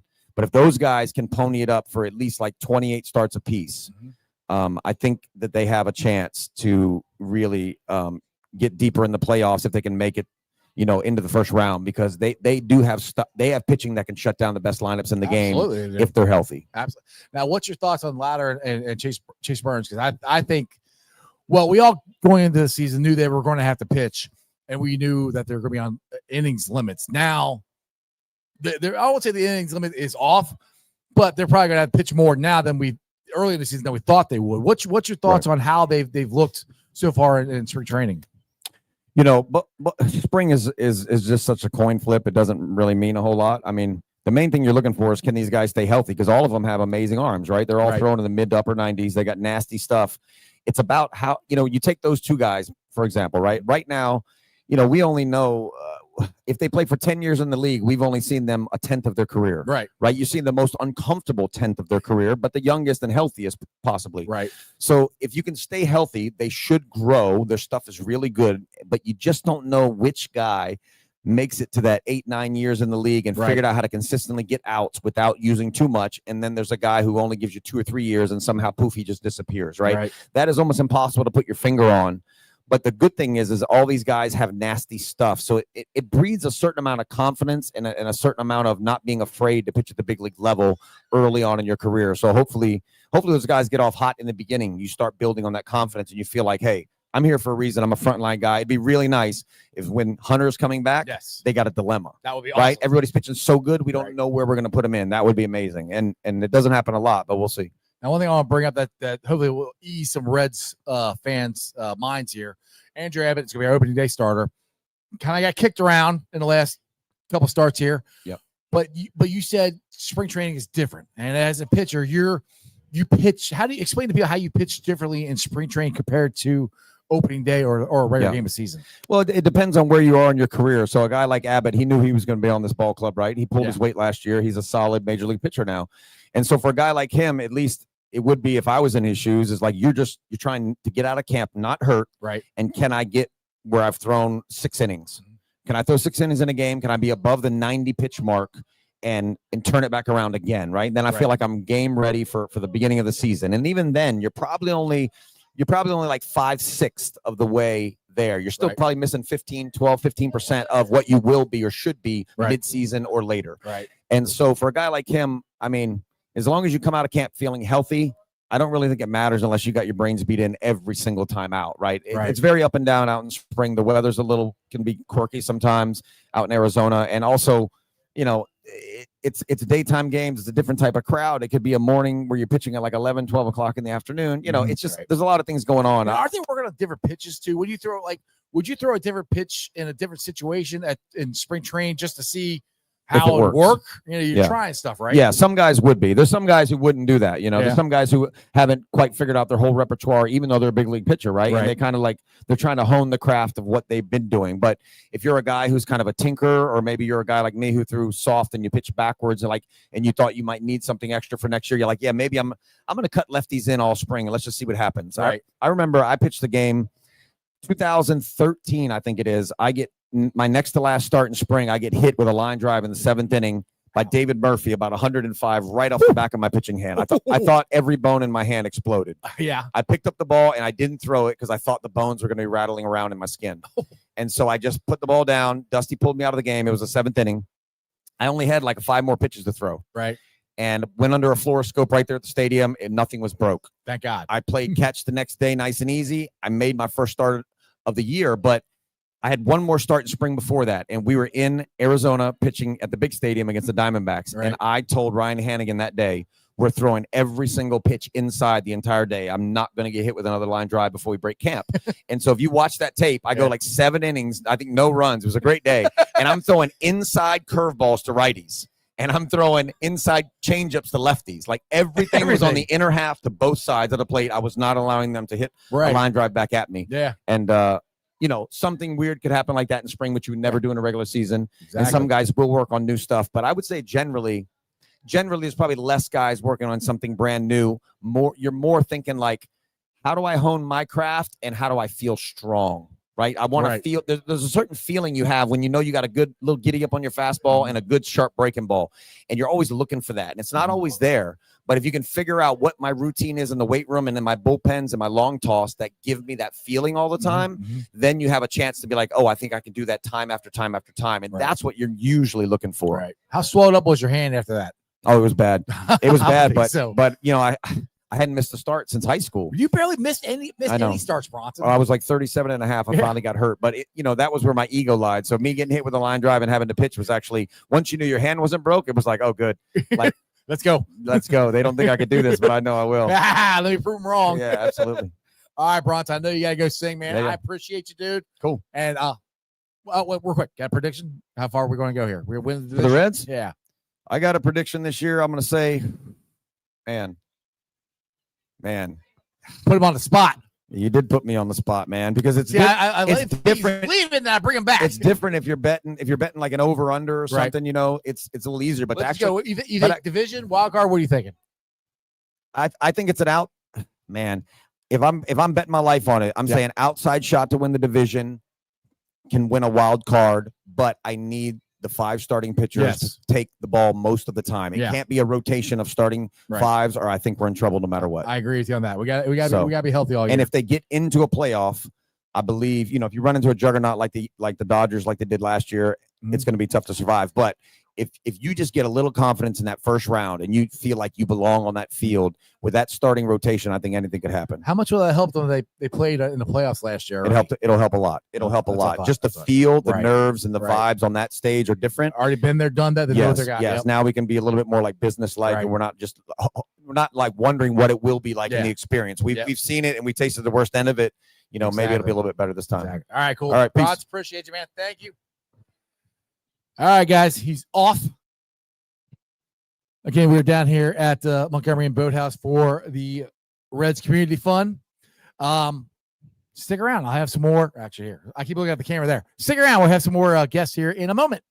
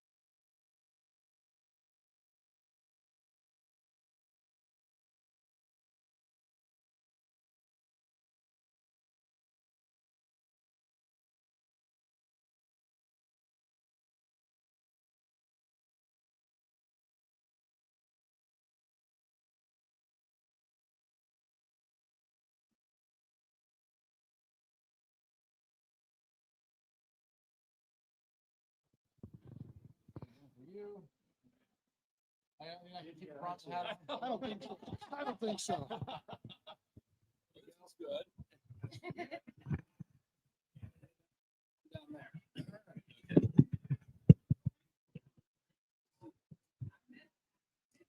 All right, guys, we are back. Actually, we do need to pull that camera back a little bit, Jen. So, all right, we got three gentlemen here. Randy Freakin told me I have to get you guys on. So, tell me why Randy Freakin said I had to get you guys on. Tell me your names and where you guys from. Well, to start where we're from, I'm Bob Reynolds. I'm from Worcester, Ohio. And I'm Jim Neary. I grew up in Toledo, but I currently live in the Dayton area. Okay. And Greg McCann, I grew up in Columbus, but I now live in Chicago. Awesome. So what brought you guys here for just to support the Reds Community Fund? You guys been big supporters? Randy Freaking brought us here. Randy Freakin. We all went to law school with Randy. Okay. Greg and I were housemates with Randy. I got you. Very good friends with Randy for a long, long time. Randy's a great guy. He is. So how you guys having fun? You guys just coming in for this? Are you coming in for opening day, or how long are you going to be in town for? He and I are going to the game tomorrow. Okay. I'm headed back to Northeast Ohio tonight. Tonight. And Bob is the mayor of Worcester. You've got a very honored guest we have a celebrity here. Did you win in a landslide? I won. That's all that counts. He won. That's all. 3 votes is a landslide. There you go. There you go. That's all that matters. So, Randy said you guys are Tigers fans, and I see you got a Tiger shirt. What Just me. Just you. Okay. So we got a Guardians fan here, right? Correct. Are you happy with them being called Guardians and not Indians? Yeah, I mean, I thought it was. I'm sorry. That's okay. I thought it was a change that probably needed to be made given the circumstances. And right. I think it's as good a name as any. I had no problems with the change. There you go. So Tigers, they're going to keep their pitcher, or what's going on there? Well, for this year, and that's why it's a win now. Right. Because I think that's their window. They've got some young players coming up out of the minors that are really good, but if Scooble disappears, I'm not sure how much it's going to matter. You think if they stay in it all year, or if they don't stay in it all year, they might be trading him? I think they would have to be pretty far out to trade him. Yeah. I think they realize that this is the year to go for it. Did you guys watch any of the World Baseball Classic? Just a bit. I didn't see a lot of it. I didn't see hardly any of it. I'm not crazy about it, to be honest with you. I got more into it this year than I've ever gotten into it before. Well, I'll tell you there that. were a couple of teams that were interesting to watch, but Mhm. I always look at it as an opportunity for somebody important to get hurt. Right. And I'm more concerned about this season than that. Right. That's why we didn't let Ellie play. Well, and Scooble started the first did. game, He and he did. wanted to start again. So I was glad that he didn't. Right. Well, I think they said the schedule, if he could have pitched in like the championship game, but so close to opening day that he would have been on a pitch Right. opening day. So, And the longer you stay in that, you're throwing yourself off. It's so different from the way you get ready for the regular season. It is. Because you're going hard immediately. and Exactly. That's not the way to go. Jim and I have a pretty good back and forth during the season between the Guardians and the Tigers. And I told Jim facetiously that if Scooble was a true American, he would have pitched that final game. Exactly. So, what do you guys plan? Do you come down to Reds opening day often, or this will be your first time? No, I grew up in Columbus. Okay. So I grew up as a Reds fan and was, part of the big red machine, like when I was in high school and college.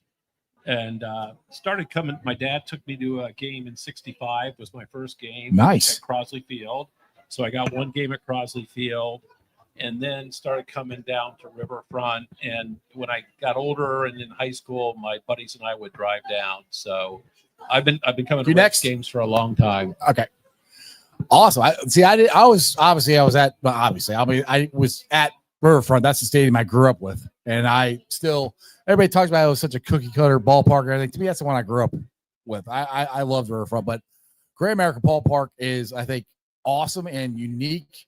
I'm sure Detroit's kind of the same way. These new retro ballparks. I love those ballparks. I would take Tiger Stadium back in a heartbeat. Yeah, that was it. There it's kind of like I would love to see Crosley Field, but I've just seen pictures Right. of it. So We also, all of us, every year we go to a different city for a baseball weekend. Nice. And we're all trying to hop into the 20 plus something in our stadiums that we've been to. How many have you been to already? I think I'm right around that number, and I think you're pretty about the same almost. I Didn't think we so. compare that? We're going to Philadelphia this summer. At least that's a plan. Right. And I think once I do that, I will have knocked out all the easy ones. I've still got the West Coast and Texas and Florida, but once I get Philadelphia done, I think that's the last easy one.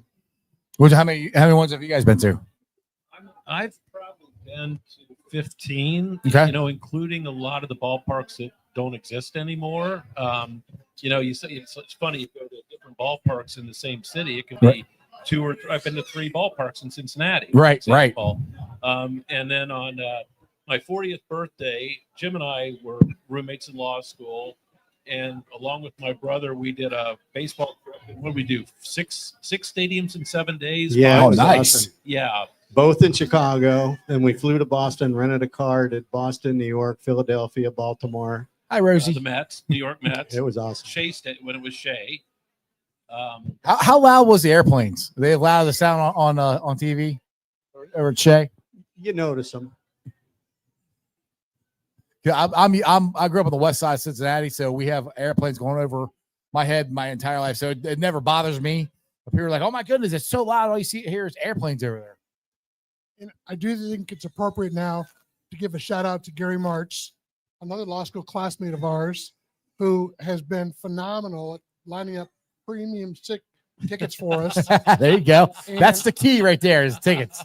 tickets for seats we could never afford on our own. And he's retiring this year, and so he's no longer our friend. We've had some good times. And another shout out to our law school softball team, the Tuna Brigade. Oh, Yeah. absolutely. The 3 of us and Yeah. Randy, we're all on that team. Awesome. And none of us took it seriously, but occasionally we won against teams that did, and it was wonderful. And they are still losing sleep over that 45 years Yeah, later. you just gotta just jab them every once in a while. Like, hey, remember what happened? There was no greater honor in law school than being named Mr. Tuna at the end of every spring. That's awesome.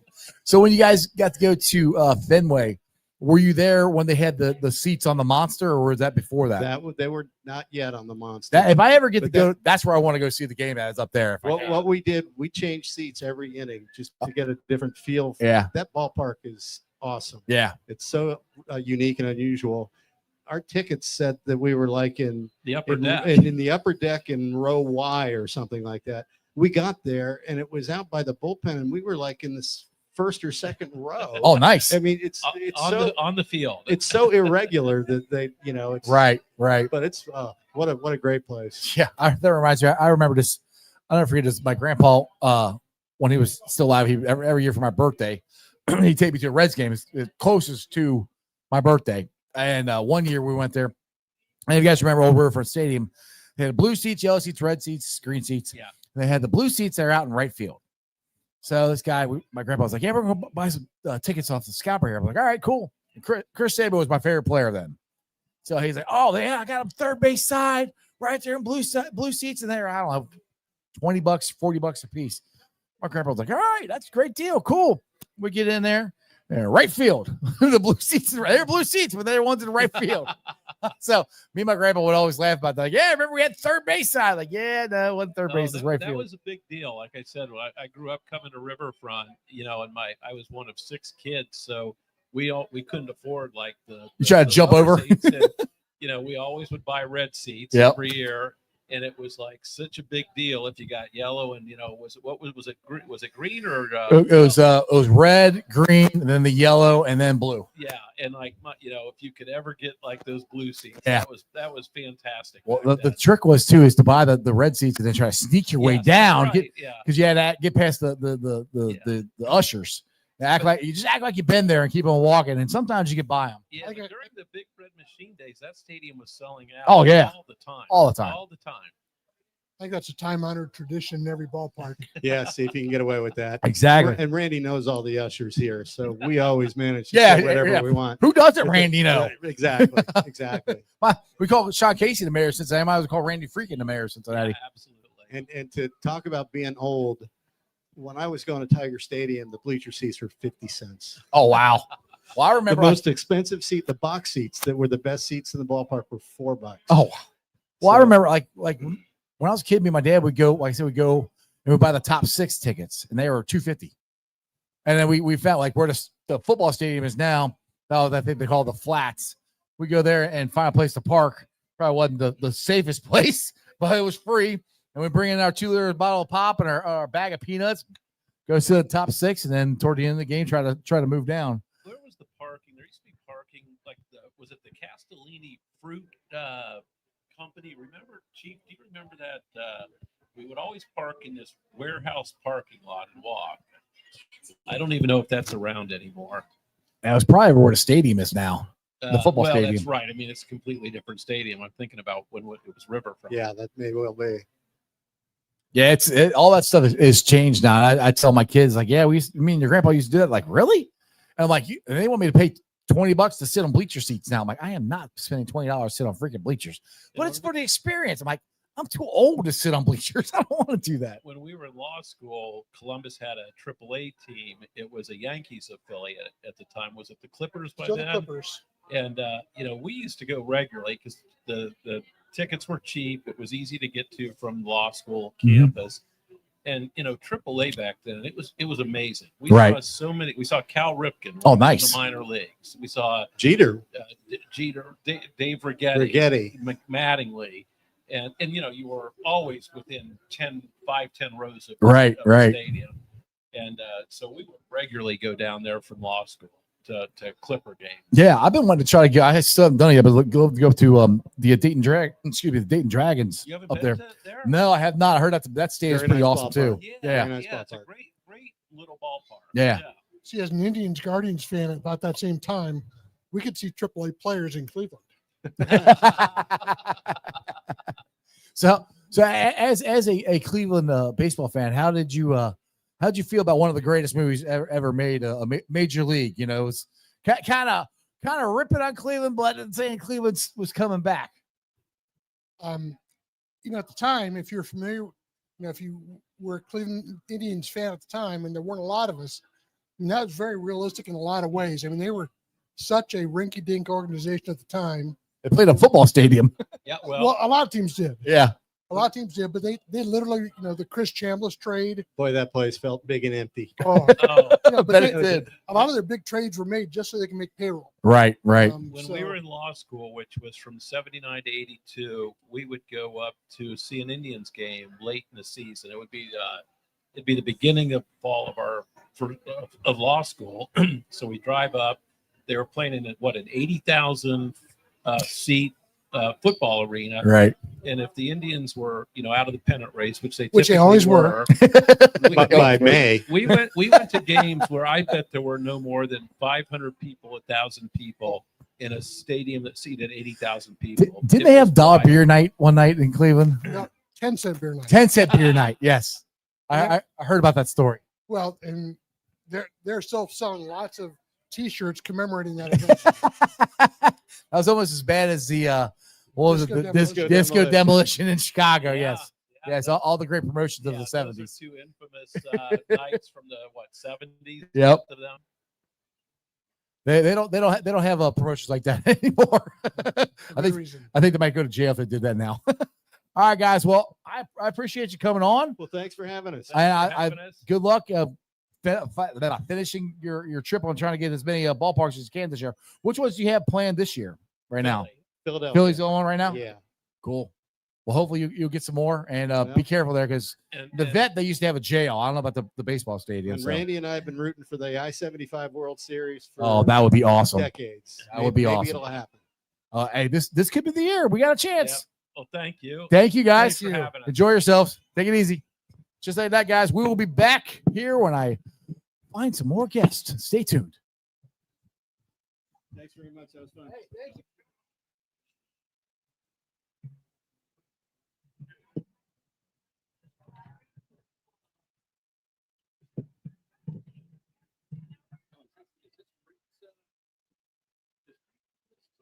Yeah, he's got a good podcast too. I've seen him. Okay, and this is your podcast. Yeah. It's on YouTube, mostly YouTube. I'm about to put on actual podcast. How often do you do it?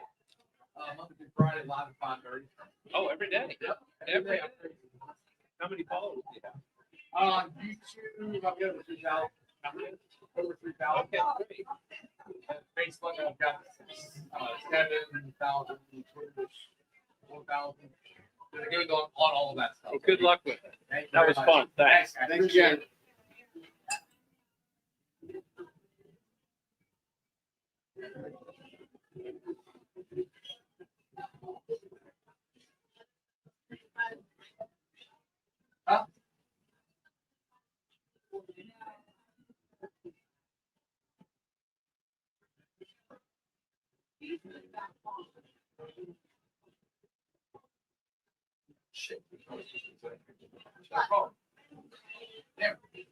They will stick with me today. Go call. Reflection of both. Yeah,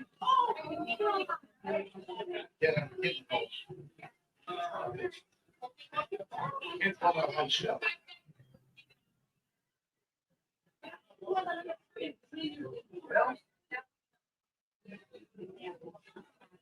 Yeah, you're right. She's supposed to have to be popular too. Like it's simply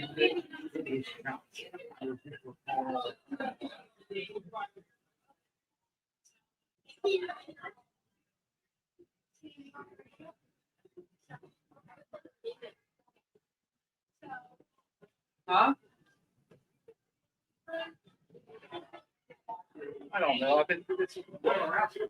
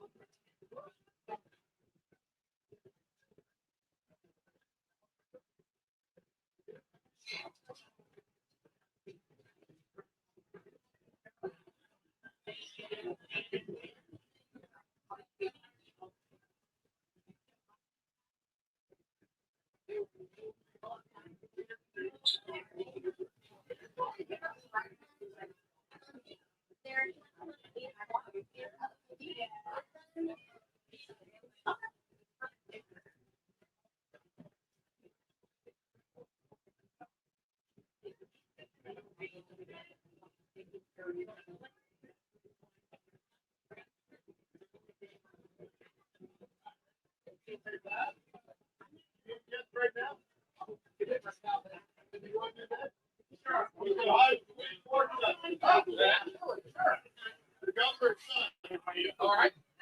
Yeah. Yeah. You want to come back? How long before you do that?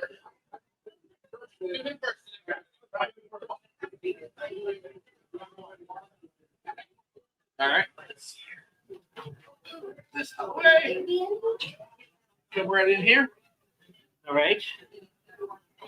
So what are we doing this for? This is a podcast I do every day at 5:30. So these are here. It's called Sports with Strawberry Ice. silly name, but Randy, it got me last year to do the podcast. Got more online now. That's like Cincinnati's fault. Austin Cincinnati. So, what was your name again? I'm sorry. Pat Dwine. Okay. Dwine, I remember that name. All right. There you go. Hang on a second here. All right, we are back again, and we have somewhat of a celebrity here. Pat Dwine, how are you, sir? I'm good. How are you? I'm doing great. So how are you enjoying your time here at Montgomery Inn with the Reds Community Fund? Oh, it's great fun. You know, tomorrow is the best day of the year. Absolutely. It's nice to have We should make it a holiday. Yes, we should make it a holiday. You know some people in high places that might be able to get that done? Yes, absolutely. I can say this all the time. I think the Reds opening day, I'll put that up against anybody's opening day in all of baseball. I think it's the best ever. I mean, you grew up here. What's opening day mean to you? I think the first time I came, I was in kindergarten or first grade. My parents took me out of school to go to opening day. Yep, mine did too. And you know, it's been something. I wish I'd gone every year since then, but a lot more years than not. And you know, it's just a great day. It's awesome. It's awesome. What is your feeling on how the Reds Community Fund has helped this city and everything that they've done to the baseball fields, to the athletic center, and just everything in the community they've done? Yeah, no, it's amazing. I mean, it's really great to see all these people out here supporting the community fund. The community fund's done things, you know, not just downtown, but throughout our neighborhoods. And right. We need to do more to get people in our neighborhoods involved in baseball and to support those things. The community fund's been great. Exactly. So, are you predicting? You got a prediction for me this year? We win this whole thing, or what do you think? You know, I think we're going to be right in it for the Central. I mean, I think I've seen these lines that are like 80 wins. I think we're above that. Over. I'm thinking hammer the over. I mean, I'm optimistic. I'm thinking 85, 86, 87, 90. Yeah. Hey, 90 was a good year. I like that year. That was a very good year. Yes, that was a great year. So, what's your thoughts on Tito going in as the Reds manager for his second year? Is the Tito effect going to be even bigger this year than it was last year? I think so.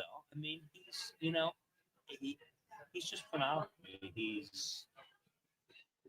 You don't find a player who's played for him who doesn't say great things about him. And I think that's pretty exceptional. Exactly. I mean, let's be honest. He's a Hall of Fame manager. I mean, it's got over 2,000 wins. Manager, humble guy, and I think he understands the game as well as anyone managing on any of the other teams out there. Yeah, better. Exactly. I mean, it's our time, though. I mean, we've waited long enough. I mean, this team is still young, but they're not rookies. They're older guys. They've been around, been there, done that. We brought back Eugenio Suarez. Yes. We got the Hall of Fame manager. I know our pitching staff's kind of hurt right now with Hunter Green and Lazo, but we have a lot of talent. Yes, exactly. Who knows which one of those guys, Chase Bird, right? Who's going to have a great year? Right? I mean, it kind of reminds me of the 1990 team. That team's was all brought. They all came up around the same time, kind of like these guys did. They added some people. They added Randy Myers. We got Lou Piniella. Now we added Gino, which we already had before. A rookie of the year candidate. Yes, I think Sal's gonna have a great year. I'm looking forward to it a lot. Are you planning on going to the game tomorrow? Oh, yeah, I'll be there. Awesome. Well, I appreciate you coming on. You got any final words for everybody watching here? Go Reds. There you go. Thank you, sir. Appreciate it. Take it easy. And work on getting that holiday for us, all right? All right, guys.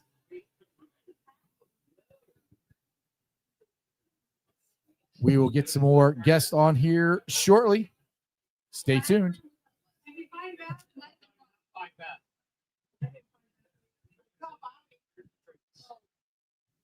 I can't give you any slack. I'll give it to you. You lost. You guys said no? Yeah. Okay. So you got one of you there. We don't have. Okay. Oh, that's not my wife. That's my wife. Okay. One more.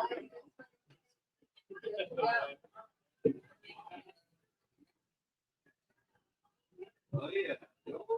It's all that very stuff that's all kind of spread around.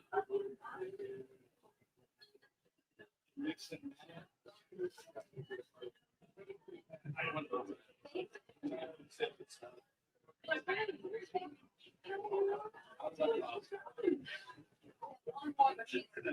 Like if we were around. Okay. I'll be here. Thank you. Appreciate it. Just give your back to him. He's always different.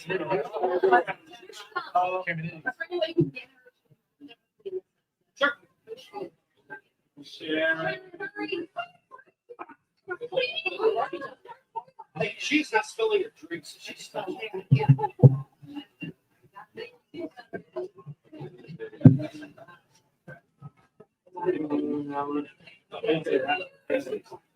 Oh, look at that.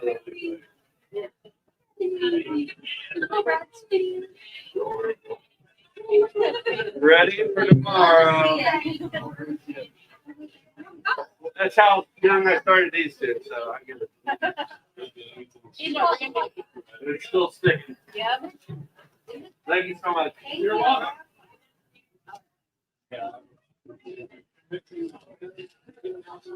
So is this a VIP room or what is this? This is the merch room. The merch room, yes. If you're a VIP and you have a little ticket, well, I'm with Marty, so I don't know. He's right out there. All right, I'll be right back. I'll get with Marty. You guys head now? Yes. Excuse me, sir. Where did you get the ticket as a VIP? Or- Okay. Okay.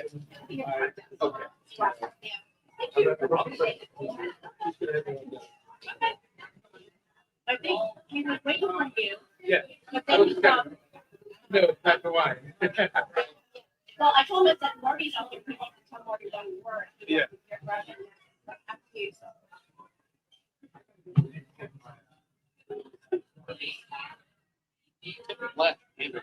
I have a.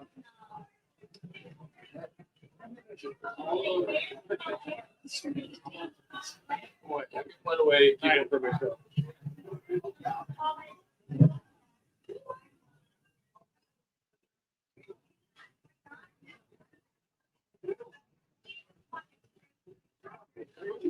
Jim, Steve Camdi, Jim Lockman. Nice to meet you, man. Yeah, I've done a lot of yeah, okay.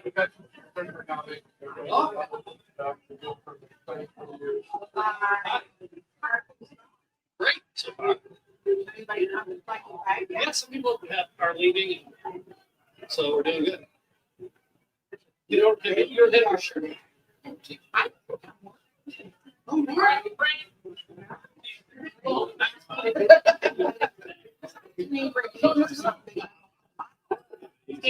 He's getting there. A Marty party's coming. So would you like to wear the Bronson hat? I'm upstairs in the gym. This is my wife's too. Here we go. Thank you. All right. Whoops. You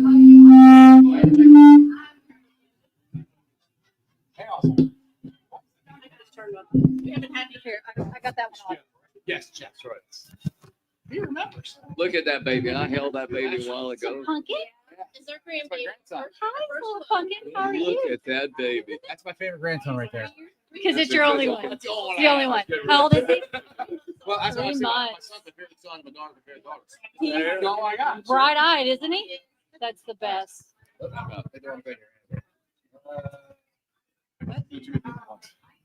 All right. Check. We are back. We have the legend, Amanda Brennaman here, and some other guy. She's the legend. I just married well. So this is back-to-back year. You guys are on the podcast. I appreciate you coming on here. Thanks for asking us. You guys having fun again here at the Boathouse? Yes, we are, Jeff. It's a change of venue, but it's been a lot of fun tonight. Just seeing a lot of people, and it's an exciting time. Anytime you're at the night before opening day, it's a little bit more special than it otherwise might be. And you know what I told people earlier? They were saying the Reds are going to win the World Series. Oh, yeah. And I'm like, there is no better time than to be,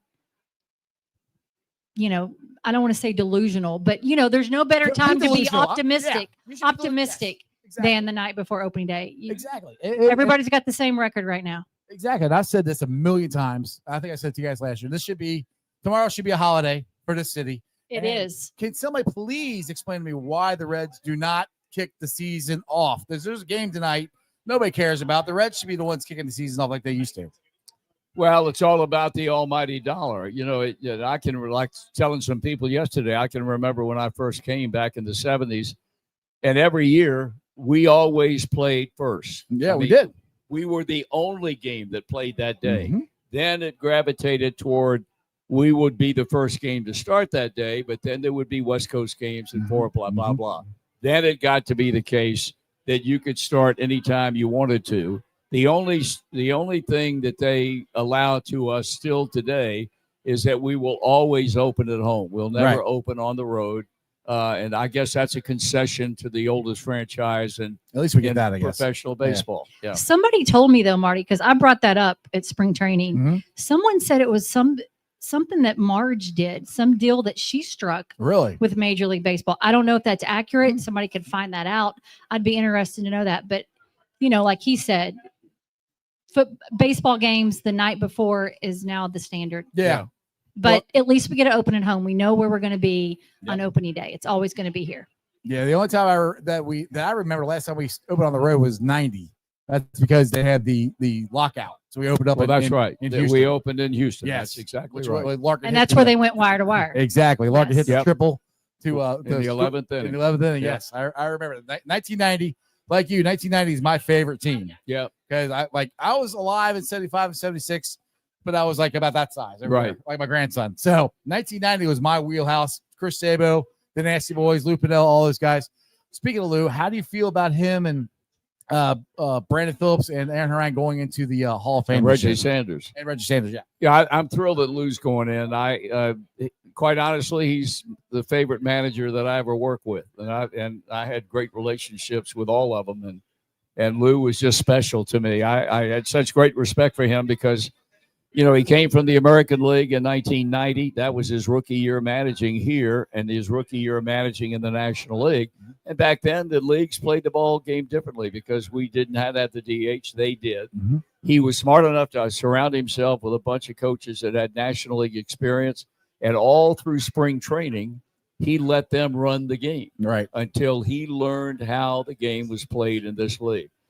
He put the fear of God in this team the first day when he met with them in Plant City, Florida, and told them that anything short of making the postseason and the fact that beyond that, he was very confident they were good enough to win the World Series. If I see anything less than that, you guys got a problem.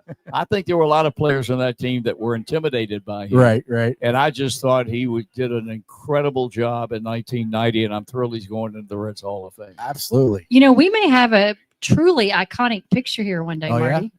So back in March of 24, Tito's first year of retirement, Marty and I went to his house and played golf and hung out with him. And we were going to play golf at Tucson National, and we're dropping our clubs off at the bag drop. Tito had gone inside to check us in, and a golf cart drives by. Yeah. And somebody says, "Hey, Marty." And they stop. It's Lou Piniella and his wife. Really? So I have a picture. Show him a picture. I have a picture of Lou, Marty, and Tito. Oh, that is. So how amazing would that be? Like the last guy to win the World Series is with the next you guys guy. should see it. It's pretty cool, right? That is very cool. Yeah. That is very cool. And he looks like $1 million, and he's had a rough go of it the last 7-8 years. He had a stroke, and he apparently has come all the way back, which is, thank God for that. And he's thrilled that he's going into the Reds Hall of Fame. Yeah, it's long deserved. I mean, like I said, for me, Sparky Anderson and then Lou is right there. I got that's absolutely that's the way it is. Hopefully Tito gets there as well. I mean, 2,000 wins. Well, just talk about your relationship with Tito, because you guys were friends, and I've been told by a little tweet bird that you had something to do with maybe helping him back to the Reds. I had a bit. Yeah, it's an interesting story. Like Amanda said, we stayed at his house in February of 24, which was beginning the only year, as it turned out, that he was out of the game. Right. And we went to his home and played golf for 4 days and had a great time. And so now we left there to go to Goodyear. It's about a 2-hour drive from Tucson. I told Amanda, I said, he's never coming back again. And she said, why do you say that? I said, because he's comfortable. He seems to be working to get healthy because he damn near died when he was in Cleveland. Mm-hmm. And so now we fast forward to the last week of the season. To follow that same year, he sat out the whole season. And the Reds fired David Bell a week of the Sunday before the final Sunday of the season. Monday, I called Tito on the phone. And we were talking, and I said, you want to come back? And he said, come back to where?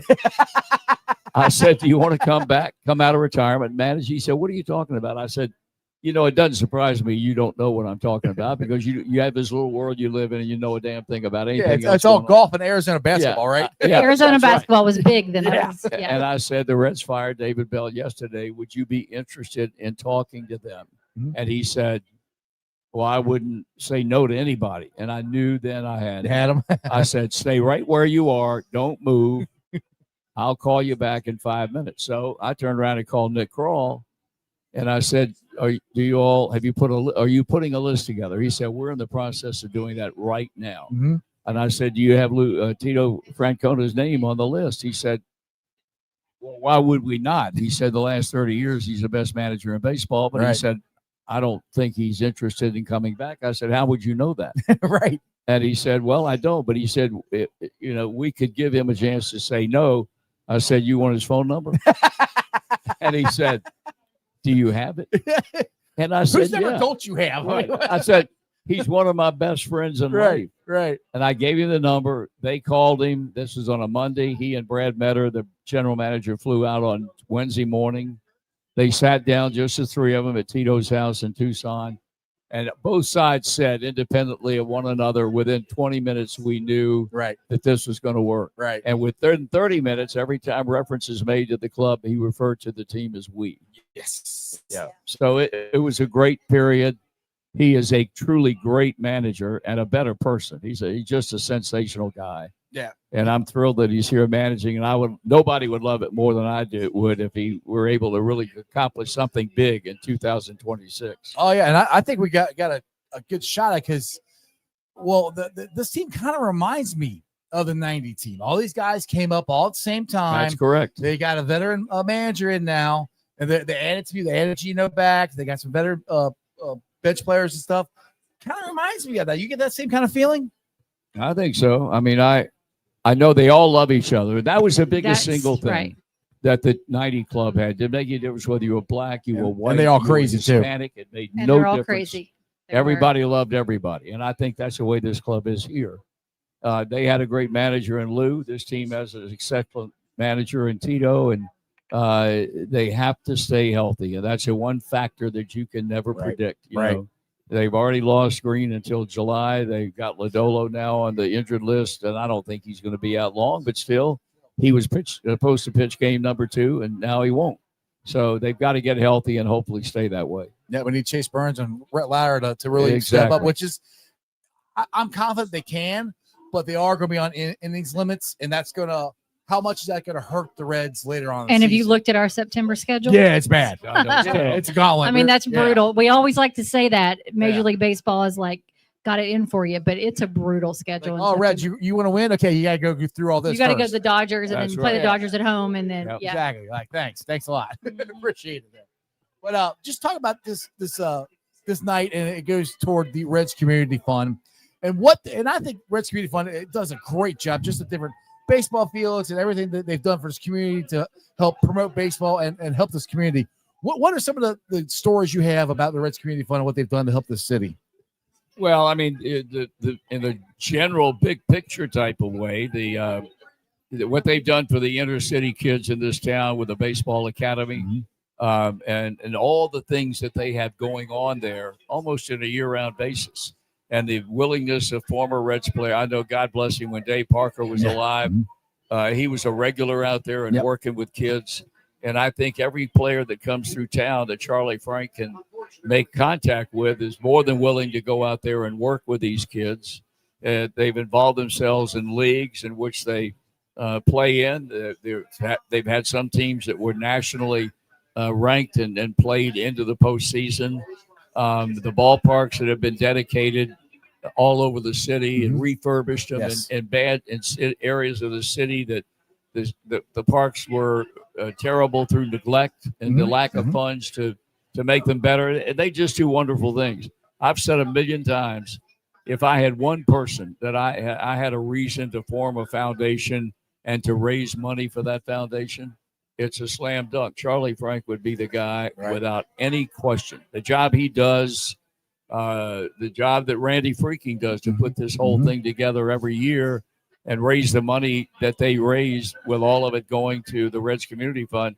I just think it's a great thing. I think it's another reason why it's such an honor to be able to live in this town and rub elbows with people that are so civic minded to do the things to make our community better. Yeah, and not even mention the stuff the Reds Community Fund does with the Joe Nuxall Foundation and the baseball fields that they've built up in Hamilton. I mean, just watching those kids be able to play baseball, when it's something that they couldn't normally do, but they can do it. They feel like just a regular ball player. They're athletes. I mean, it's the one time that parents can take their kids who, have whatever's going on, right, and let them be a kid kids, and play a game that we all love. Right. And we talked about the Reds always opening at home, so that means that we're on the road, and it might be somebody else's opening day. Nobody else does opening day like we do. That's for sure. We've been to many of them, but I'm not sure there's another community that gets behind a team like this community does. From tonight and everything else at the Reds Community Fund, even the Reds Hall of Fame. I mean, there's the Urban Youth Academy. There's so many things at Joe Nuxall. There's so much tied to baseball in this town, and it's wonderful to be a part of it. For sure. It's a baseball town. I don't care what anybody says. When the Reds are winning, this place is all red. It is all red. Yeah. So I want to get you out of here on this. I'm not trying to depress you or anything, but how you feel about your North Carolina Tar Heels there? Well, they're at a real crossroads now because they fired Hubert Davis, and they've got to name a coach. And there's some very, very impressive frontline candidates for the job. I'm very partial because I think there is no better program in terms of coaching. And you got to look at Dean Smith and Roy Williams and the people they've had there. This is going to be a critical decision.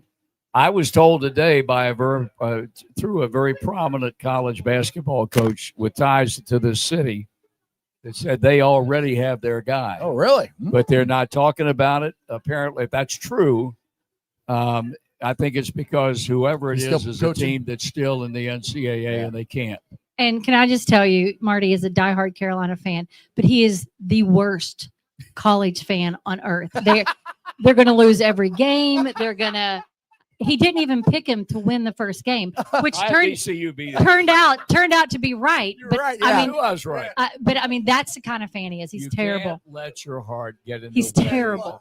But you're not. But you're so jaded about the whole thing. As a Bearcat fan, I unfortunately got that way the last couple of years with Wes Miller. Yeah.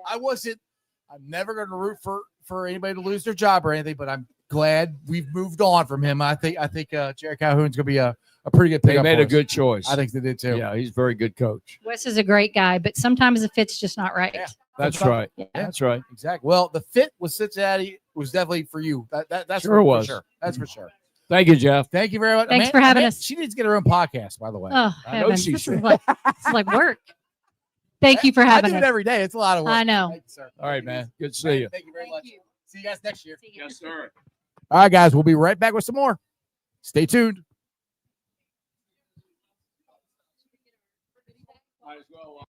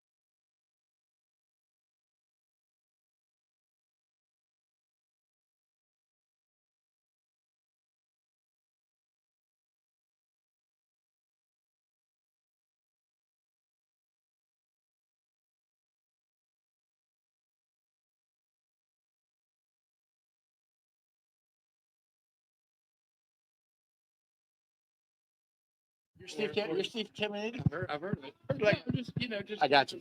I'll get you. There you go. And You do? yeah, I work.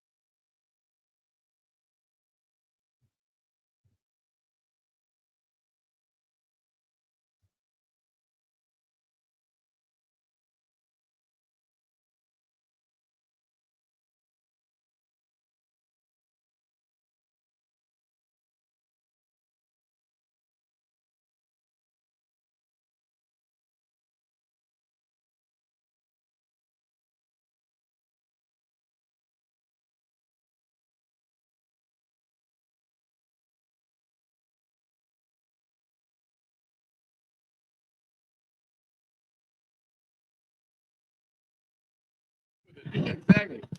All right, here we go. Let's see here. Take that off. All right, we are back with the one and only Steve Camdi. What's going on, my man? Are you having fun? This is an awesome event. I come every year. It's Yes. like an excellent event. Glad to see you podcasting from here. Thank you. It's You're back kicking butt, taking names. I love to see that. I try. You got a comedy special stuff going on, don't you? I have I just did a taping at the Urban Artifact, which is in the basement. They have a full studio down there, so that's going to be coming out release. Cool. I don't have a name for it yet, but Steve Camdi, .com. Yeah. Go follow. Ken Go find it. Camdi. Yeah. Ken Camdi. Exactly. There's other stuff But on who there. died of a steroid cocaine overdose. Oh, there you go. There you go. But I never get invited because you got a nose like this. You got a huge nose. Don't invite him. He's going to store everything. Exactly. Right. So it is an honor to be on your podcast for the first time. I've been following you for forever. And we got the chance to meet at the celebrity softball game. Celebrity softball game. All right. I got to announce this. One of the better celebrities there. I don't know about that. And then the announcer goes, I think he's got a podcast. Yeah. Bengals fan, Strawberry Ice. I'm like, yeah, that's me. Bengals fan. Hey, come on. We got to have some kind of background. Yeah, well, I got a guy. Well, the funny thing is, I got there, and that's when it started about lightning. Yeah. And the umpire's like, "Come on!" And I kept telling her, "I said, just take your time, It and was- swing." And I swung, and I popped straight up. You gotta be Right. kidding me. Like, what the- Which is we've been doing that is our 29th year in a row. I believe Wow. we've done it. We've had so many Reds on because we were tied in with the Reds. There was a guy named Steve Heimkreiter who went to Elder. He went to Notre Dame. He played for the Bears and the Colts. Okay. And he runs a thing. So we were able to get every year a lot of current Bengals, right? And current usually rookie guys Right, that right. were the Reds. So Right. we've had so many of the guys. And now you're stuck with me. And now Now you got me. we got Strawberry Ice. Now you got Strawberry. We went downhill. We from popped there. it up. Come on. What They happened? crank one out of the park. Come on. Exactly. Exactly. So what else you got going on? You got anything? Any new, You know- comedy stuff coming up soon, other than the So the taping? comedy stuff is kind of weird because I've been doing it for close to 40 years. Right. And it used to be if you go there and you kill, they have you back. If you go Usually. there and you suck, they don't have you back. Now they're saying, well, how many followers you got? yeah. So I'm building the followers, stevecamminiti.com. Thank you. Go follow it. Go follow it now. I've won City Beats Best of Cincinnati over the years, Right. Couple different times. So it's just a scramble. It's like it's constant hustle, as you know. Yes. As you know, Yes. it is try to get everybody going and see what happens. So Exactly. I love the Reds. I love the Bengals. I love Miami of Ohio. Yeah. Graduate of Miami of Ohio. Hey, they had a good year. They had a very They had a good good year. Almost. Travis still sucks in the tournaments. Every tournament. They got a bad draw, man. No. But what about when he lost in the previous four and when he was But a savior? Hey, he had a good. I love good him. I love him. regular Just season. don't get me wrong. 30 and 0 in the regular Pressure season is gets pretty him. good. Pressure gets him. Hey, I'm a Bearcat fan, man. So I think the Bearcats are back. That's Well, I love it. Being from Miami, Ohio, it's like every about 20 years. It was 19 years, you know, and it's like Xavier, UC, occasionally Wright State. Hey, Miami's in it this year. What do we do? There you go. Well, I mean, back in the day, this used to be a hotbed of college Oh my basketball. God, everybody was in it. Yeah, UC, Xavier, Miami. We had, you know, Louisville, Wally Kentucky. Zerbiak, Yeah, and even oh, yeah. before him, Ron Harper back in the day. Yep. Ron Now, Harper. hey, what part of town are you from? West Side, baby. What up, me too, West Side, Yep. man. Delhi. Delhi. Don't they have this? What grade school? Well, Where where I you went kicked out of grade to, school, weren't you? Well, no, I was. My kids. I live in Delhi. I actually grew up in Covedale, so I went to Covedale. So I'm from Covedale too. Hey, St. Teresa. I went to St. Teresa. Okay, That's okay, right there by the Covedale Theater. Yes, Right by yeah. Price Hill Chili. Yeah. Oh, which is still there. It should be Covedale Chili. It could be. Yeah. But they call everything Price Hill over there anymore. Right. So Yeah. Wait, where are you from? Watch out for the St. camera there. James, that's really more like a White Oak. That's not even really West Side. Delhi is about as west side as you can get. I think. I would Delhi take is it, man. Did you go to Delhi Junior High? That's where my kids went. Yeah. I went to Covedale. I went to Dater. Covedale School. Covedale School. Right on Sydney. Yep. And then I went to Dater Middle School. Quit bragging. Yeah. Then I went to West Side. Dater baby. Middle School? Yes, sir. It's Dater Montessori. What, now. West Side, you got to do that. You got to do that. Exactly. Well, So I went to St. Teresa, and then I went to Elder, right? So that sorry. is okay. Get this. 12 years of Catholic school. 12 years. Not once was I ever fondled. well, you also this Not good looking enough. I guess I wasn't good looking enough. this is what I was telling my boys that went to. What's wrong with me? I went to Elder. I said, I'm going to school with girls. You got chicks? I got to talk to girls. We had the Seton girls. We had to cut them off at the first period. We separated. You can see him across in the other building. I said, I got to sit next to him. I can see him. I can all, see him from here. That's all I can say because they kick our ass at football and everything else. So that's all I had. Right. So how you feel about this Red season right here? Because I think Hey, we gotta do make some noise. here. I like and my favorite part is that the Reds announcer, which is Jose Husen, right? Yeah. Gets to say, "Oh, Hannah Suarez." Chino. Right. I love it. That's the best part of it. That's the best part. When you're at the game. Exactly. Right. But I feel like that's going to really, and it seems like they're going to move up south to the Number 4 in between them. Yeah, that's what I think it's a great move. Tito said he's not going to make a final decision until tomorrow. So, but Why looks wouldn't like you? It seems like because strikeout king, back right, to back. right, exactly. That's All right. That's the reason you do it. Yeah. And Sal is a contact hitter. He is. And do you know his nickname? No, I do not. Salbert. Salbert. Because somebody, I don't know which Reds player said this, but they remind him of Albert Pujols. Salbert Pujols. They call him Salbert. I love it. I will take that. I will. So take that. I mean, we're here at the opening Opening day eve, eve, yes. opening day eve, and it's been packed. We've had unbelievable guests. Unbelievable guests. I Delicious mean, food. Yeah, excellent food, and I got to meet your grandson. Yeah. I mean, how old? He's 3 months what, old. 3 months. Yep. Is that your first one? It's the first one. It's my favorite right on. grandson. I have 2. My daughter lives in Hawaii. Ooh. Yeah. I will go visit her a lot. Yeah. Well, okay. You have a kid, and then they move to somewhere like Hawaii. It's like not only the farthest place away, but the most expensive place to go. Is she trying to tell you something? Yeah. Comedy is. Should have got a real job. I'm getting older now. All my friends are retiring, and I'm thinking about. I was going to retire, but what was it? I forgot. I forgot to get a job. I knew there was something I was forgetting. That stupid job always gets in the way. Why can't we just do podcasts and comedy? Come all on, the time? podcast, comedy, open mics all day. Exactly. This is my first time. So you going to the game tomorrow? I will be going to the game. I'll be actually working. I work for the Reds. I do all their special events. I do security, usher, a lot of those kind of things. So you get me in. I started doing it because I lived right on Riverside Drive in Covington. I could walk to the game, even if it didn't work. I just show my badge and go on in. Right. Right. There you go. So now it's like that's my main job.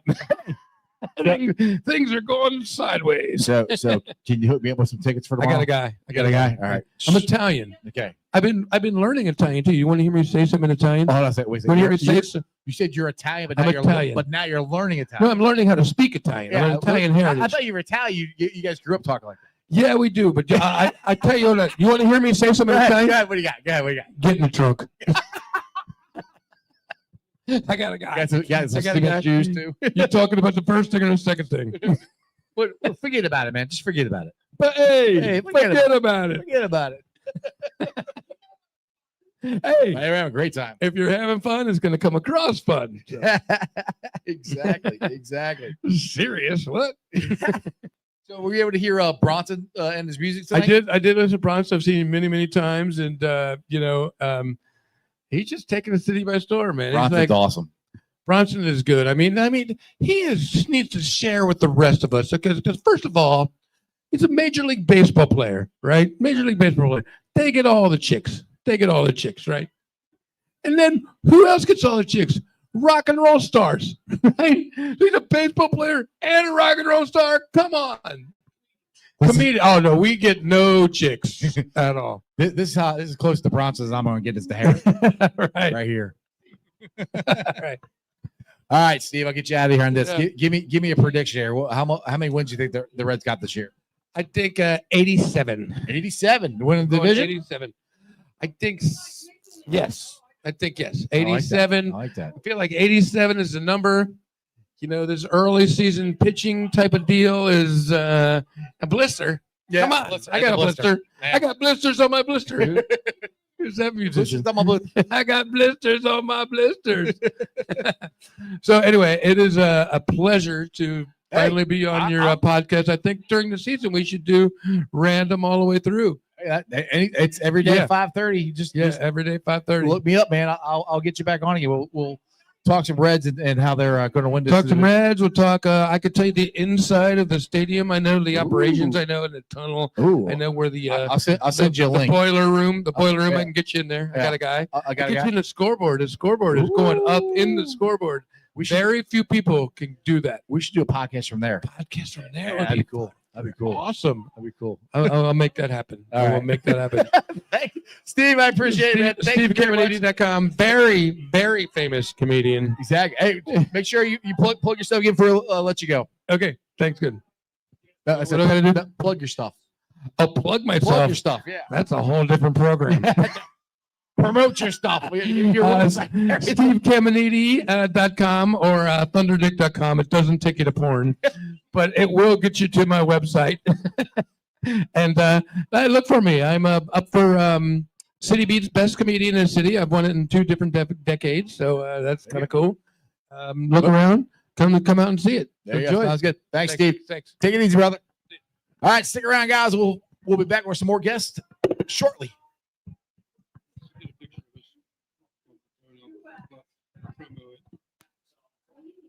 Let me get your number to the game already. Yeah, and who I give it to? I mean, whose number? Can you take a picture of it? You can't take a picture first. Can you take a picture? Absolutely. For Tim Barack on the air. So, how are you? Hey, how you doing? Hey. Take a look at it. There you go. We don't have to look because we know we look good. Make sure. We know it looks good. We know it looks good. Check it to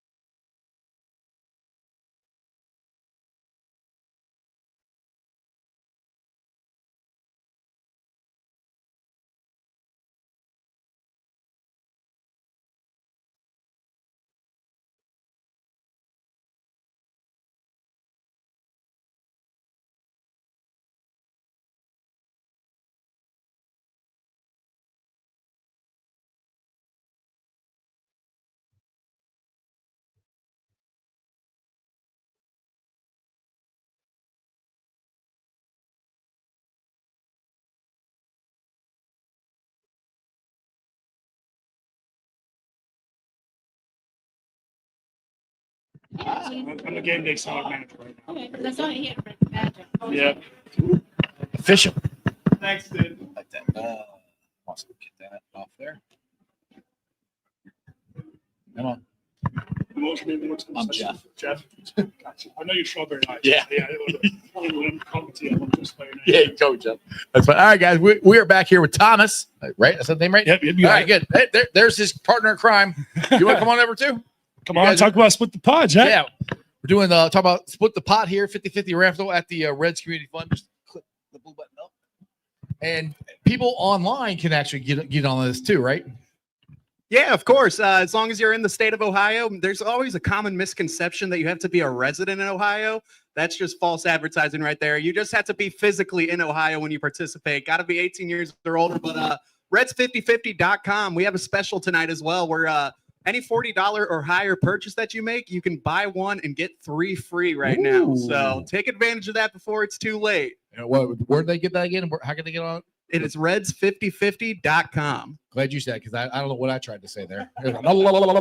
So you guys work for the Reds. How long you guys been doing this? You said you're Yeah, so I'm in my second year. I'm still an intern here with the Reds Community Fund, but I'm going on as a manager, as a sales manager here. Now I love doing it. I love giving back to the community, and half of all the proceeds go back to the Reds Community Fund. Right. Yeah, so I started way back in 2020 was supposed to be my first year. COVID happened then, so that was kind of a weird year. Yeah. Unfortunately, it didn't happen. But 2021, I came back. I was a rally packer, hyping the fans up, throwing out T-shirts, all that fun stuff. So did you ride on Redzilla? Of course. Oh, greatest experience. I want to do that one time this year. You got to hook me up. Strawberry Ice on Redzilla, and I'll be out there shooting the cannons. Keep an eye out this season. We'll actually be having some early bird prizes with our Reds 50-50 raffle where you can win a chance to ride Redzilla on the field during a game. So be on the lookout for that, guys. You had me at Redzilla. I'm all for that. I am all for that. All right, so I keep asking everybody's been on here. What does Reds opening day mean to you guys? I mean, to me, it should be a holiday. It's the best opening day by far. I don't care what anybody says. And if anybody's been watching this show for the last 3 hours, I've kind of said the same thing. But what's Reds opening day mean to you guys? Thomas, let you go first. Yeah, it's by far a holiday in Cincinnati. It's a great chance for everyone to come together. Everyone has that seasonal depression. The winter kicked everyone's butts. It's springtime. That's how you know spring's here. Baseball's going. Everyone's in a good mood. And it's just a great chance to get everyone together and have a good time. I mean, it's the greatest day of the year, hands down. There's no better day in Cincinnati than Reds opening day. I can just remember being back as a kid in school. I didn't go to school on Reds opening day. I got off. I got out of school that day. My dad, he would always take me out of school. We'd go in the morning, then he'd get me out. We'd be right down at the banks and everything. But that morning, you're only there for like an hour or two, but it took forever. Like, I want to leave. You still show up. You show your teachers you care and everything. I don't have to go. I'm going to go to the baseball game. I don't want to go to school. Priorities. But yeah, that's to me, like I said, it's so much fun. It's the beginning of spring, and we have got a really good baseball team this year. I mean, I think we got a shot at winning this division, making the playoffs again. Got to stay healthy, but I mean, what you guys' thoughts on this upcoming season? I think we have a great chance of winning. We got Eugenio Suarez coming in. Gino, baby. We also have a great pitching staff. I think, if this pitching staff stays healthy, I think we could definitely make a run, at our division and maybe even some playoff wins. I like it. Yeah, I mean, offense, we kind of struggled a little bit last year, but people forget Matt McClain, he came off one of his worst years that he's ever had, but this guy was a first-round draft pick twice in his career. He is a special kind of player, and he has proved it in spring training that he has the ability. He's going to be a top-notch player. I'm really excited to watch the turnaround he's going to bring for us this season. That's one thing I wish you would ask Marty, because I think Marty said that I call him Matty Bats, they had the best spring training he's ever seen. Yeah, by far. It's a great spring training. And if Novelli Marte can step up, if Ali can, build on what he's already been doing, I think the sky's the limit for this team. Adding Sal Stewart, too, as well, too. I can't wait to see him win Rookie of the Year. Exactly. You guys know his nickname, right? Salbert. Salbert? Yeah, I don't know. It was one of the Reds teammates said he reminds him of Albert Pujols. So I call him Salbert. I can see that. I love it. I think we should print the shirts up. So, guys, I appreciate you coming on. Again, real quick, tell everybody where the 50-50 raffle is. And like I said, you don't have to be here. You can do it online.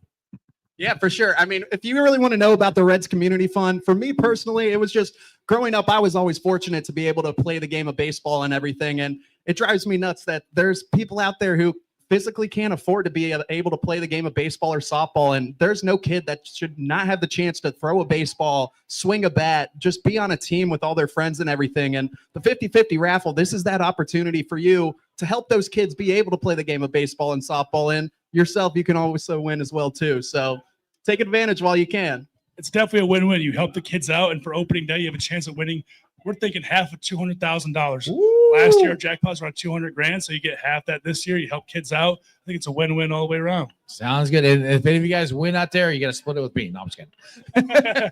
Guys, this has been fun. We're not done yet. We still got a couple more hours to go, but it's been a great time. Look at you guys. I love your energy. I love how excited you guys are, because people always think that I'm hyper, because, well, I am. But I like seeing other hyped individuals that like the Reds as much as I do. I love the Reds. Go Reds, baby. There you go. Thanks, guys. Thank you. Appreciate you. No problem. All right, guys, stick around. We'll have some more guests later on.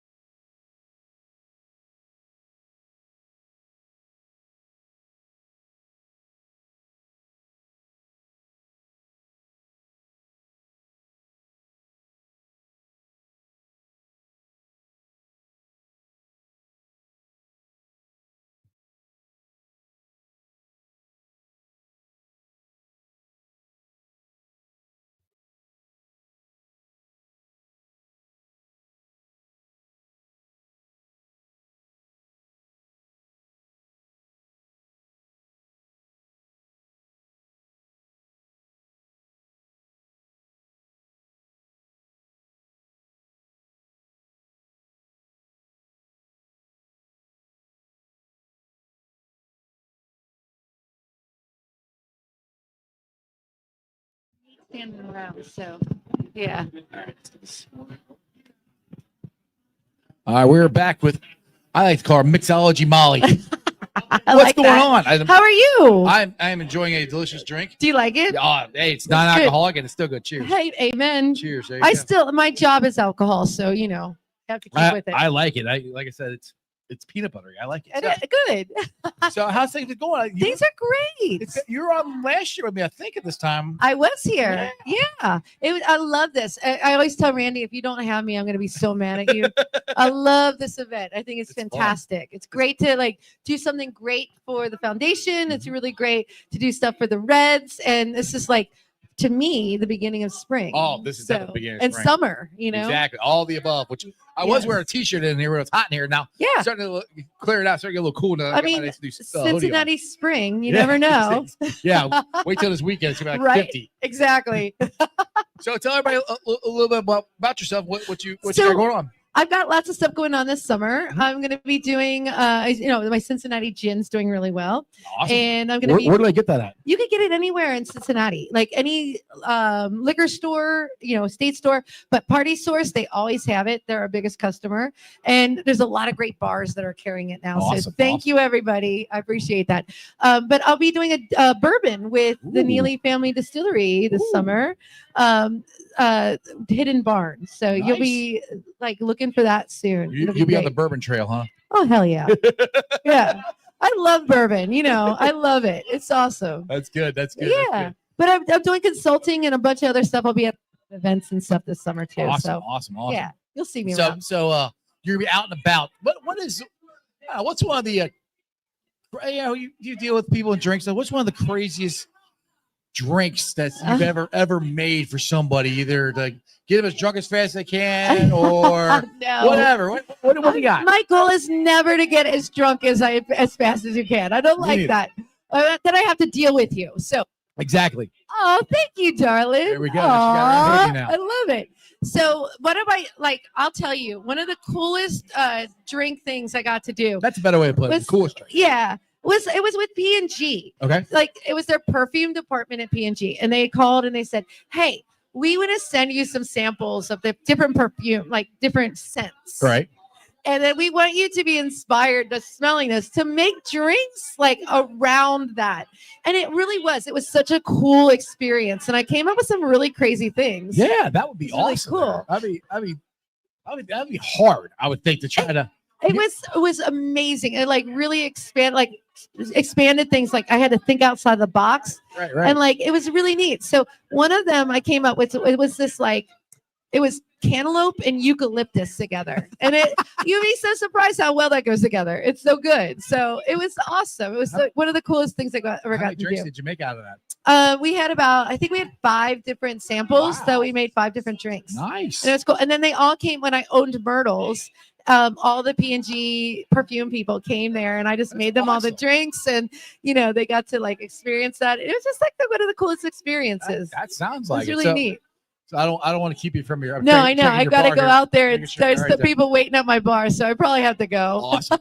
All right. Well, Thank you. Tell everybody where they can find you at and your bourbon and all that stuff. You can find me. You just follow me on Facebook or Instagram, Molly Wellman. That's the best way to find out where I'm going to be because I'm like literally everywhere. And yeah. And I hope to see you all soon. Thank you so much. Thanks, Molly. All right, Appreciate it. Cheers. Take it easy. Love you. You're welcome. Yeah. It's nice. Yeah. All right. We'll be back. We're not done yet.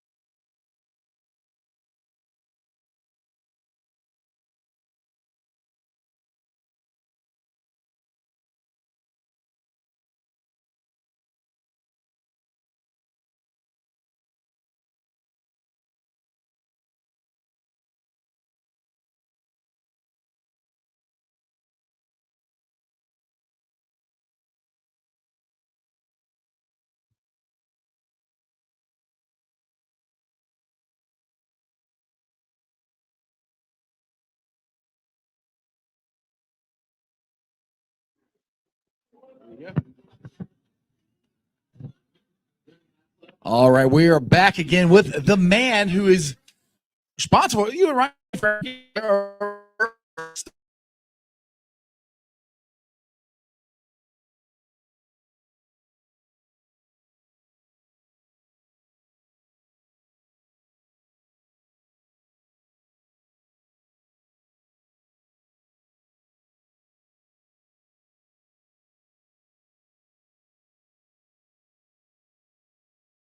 Yes, this is a huge event. Oh, it's huge.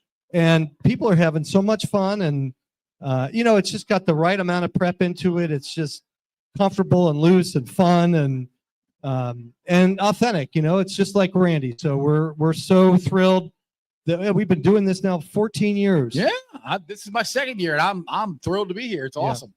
And the 14 for Randy, of course, is to celebrate that Pete Rose wig that I wish he would take off at some point. He loves that thing. Oh my God. He wore that. So I got this sort of funny. So last year is my first year doing this. I didn't know about the wig. So he showed up and he's like, "Are you ready?" I'm like, "Who is that?" I'm like, "Yeah." I look at my wife, go, "Who is this?" I don't know. I'm like, okay, tell us your name. I'm Randy Freak. I'm like, "Oh, that's Randy." I'm like, "Okay." I couldn't tell. I said, "Randy, now that we've lost Pete, you've got to do the right thing. Retire the wig. And you got to retire the wig, especially tonight when we had the Bronson wig, wig hat going, man. Yes. Time to move on from the Pete wig to the Bronson wig." Exactly.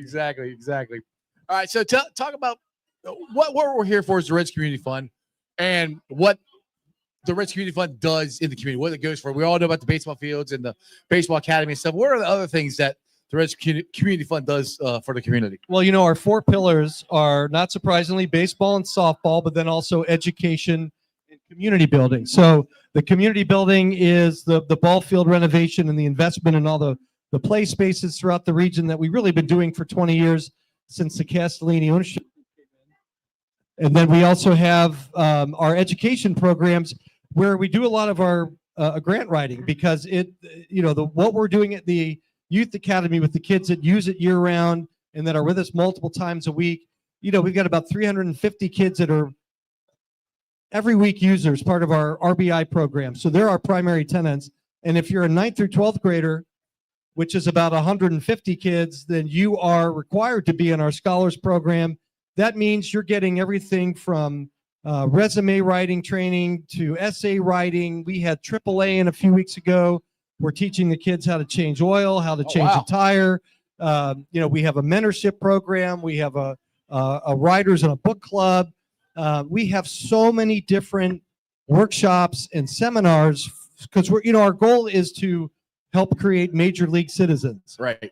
Because it's a tough sport, and and finding that young person that's going to matriculate to D1 or matriculate to the big leagues or pro ball, that's a needle in a haystack. So we've really got and we want that to happen. Right.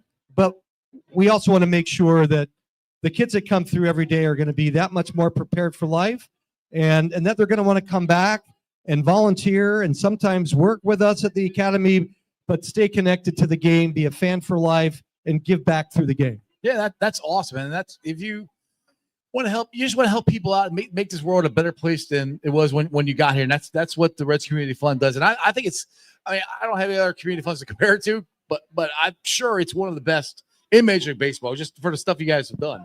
I'll say this. So we're unique in that we're so laser focused on growing the game and sustaining the game. There are so many incredible, the Dodgers Dream Foundation, the Boston Red Sox Foundation, the Chicago White Sox Foundation. There are some incredible nonprofits in our industry and then throughout other sports as well.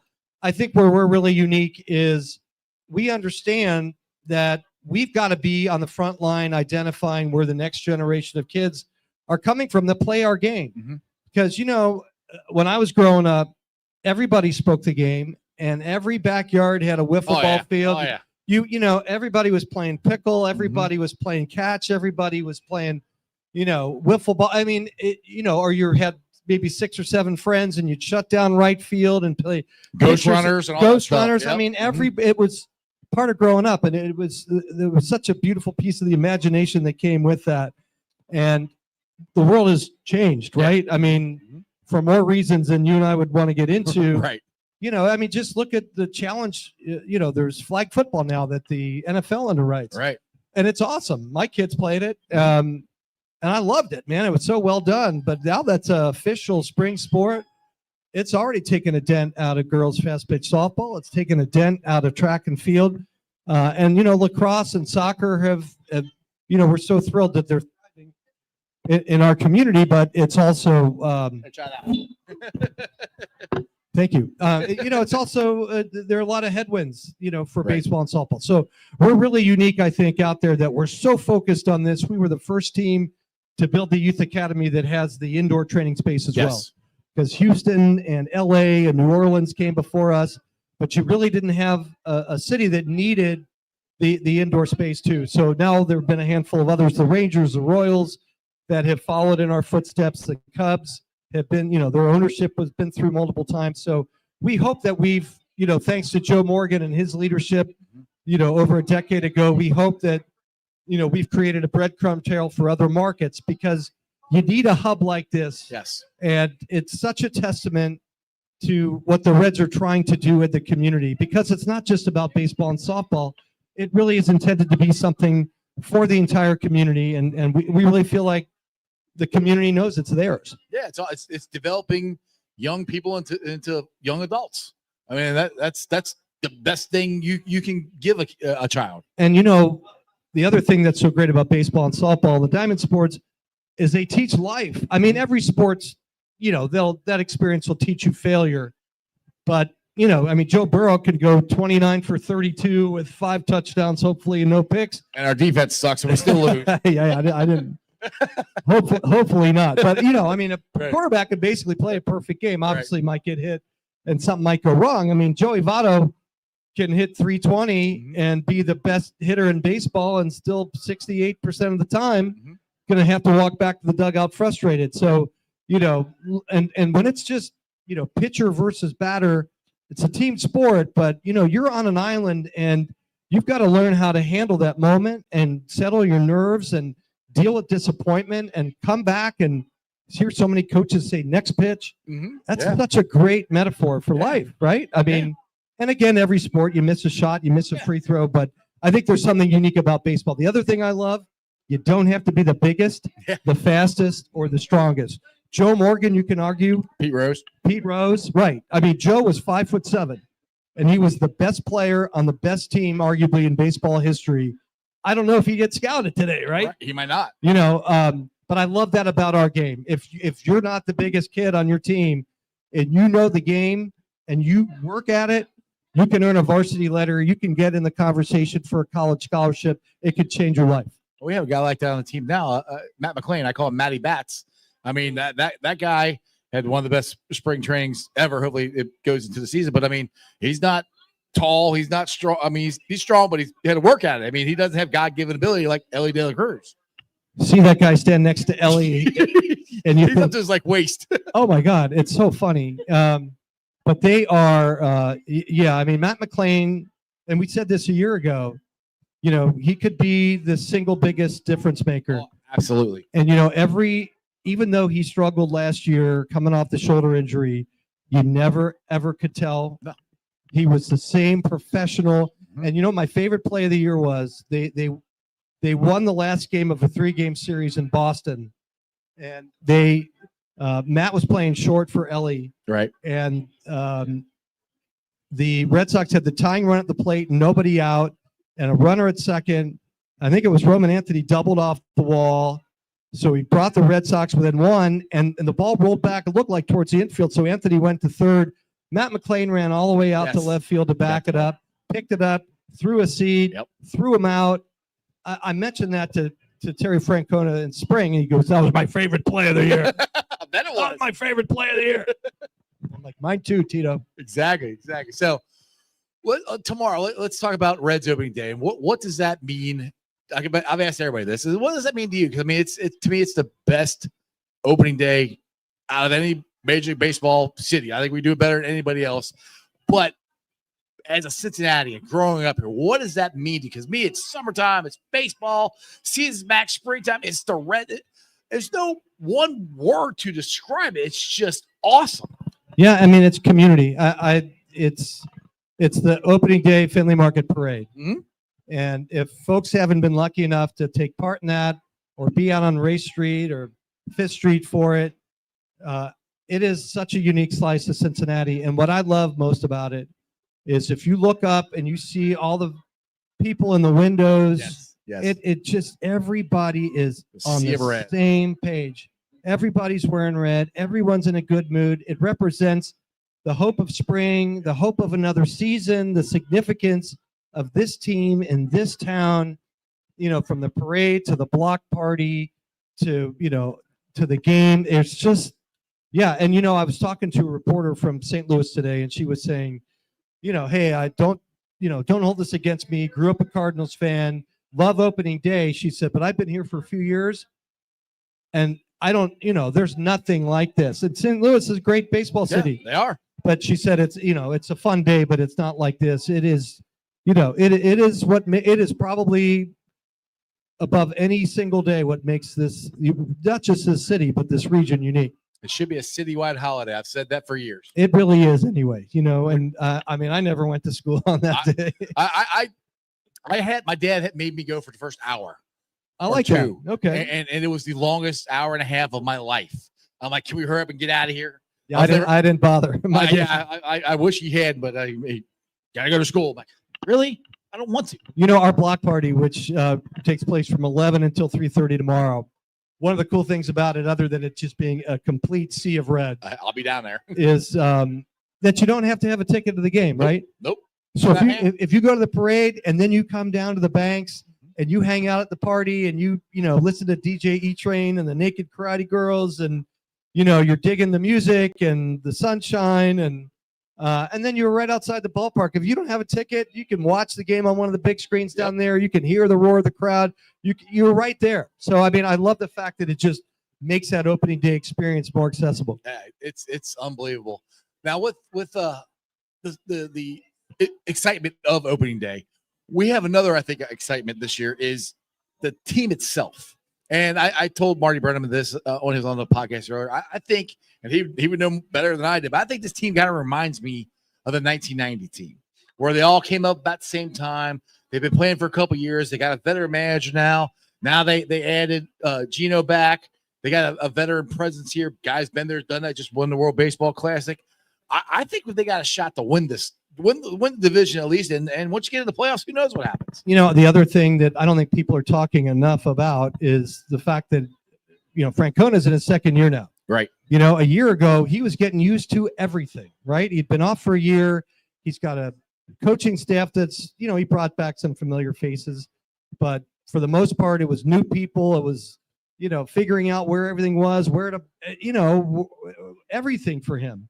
He was adjusting, and he still got us to the postseason. And, I just think this year he's got, he can skip right past all that introductory stuff. Right. Been there, done that. Yes. Right. So I think that's really good. And look, his track record speaks for itself.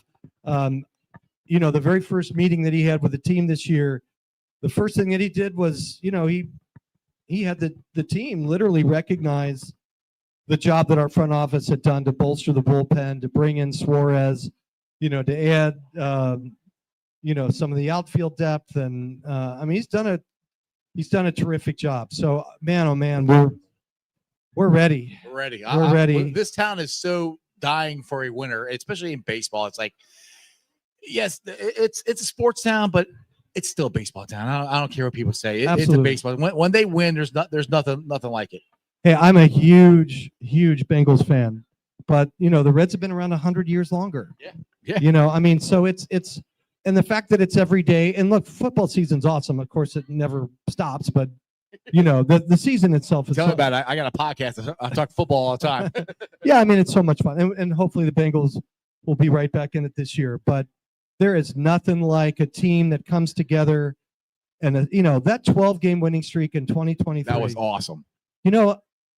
I don't know that that Saturday morning after they beat the Braves the night before and for the cycle, and this city was on bananas. fire. And I mean, that next day coming I was walking on air. We had a community event over in Ludlow, Kentucky with some of our coaches, and we were just looking at each other. We're like, "This is the greatest thing ever." And you know what? I love the postseason. I hope we get there. I hope we stay there. But when you're winning in the middle of summer and the city is connected, man, I love that. And this fan base, this region deserves it so much. And I think Tito, like you said, I mean, if McLean and Benson and obviously Ellie and Steve, I mean, these young guys that have shown so much promise, if this is the year that it all clicks and Sal Stewart is as good as he appears to be, and Gino is the glue in the middle of the lineup, and that bullpen gets healthy and Hunter gets healthy and Lodolo gets healthy, we'll see, you know. And we got to remind ourselves, it's a marathon. It is. They got a tough They assignment. got to get off to a good start. They do, but you know, because of that September, September schedule. The schedule stuff. Yeah. It is. So win some in April. You don't have to win as many in September. Yeah, take care of business. It's gonna be a tough series. I mean, Boston's good. We saw They so are. many of their guys, you know, shining in the World Baseball Classic. How much fun was that? That was a blast. That Unbelievable. was this year was really the first year I really got into Me it. too. And it Yeah. might have something to do with the Olympics and the hockey team and Yeah, all that yeah. stuff. But we actually had a lot of our superstars in there playing for the USA, and hopefully we'll win the freaking thing again.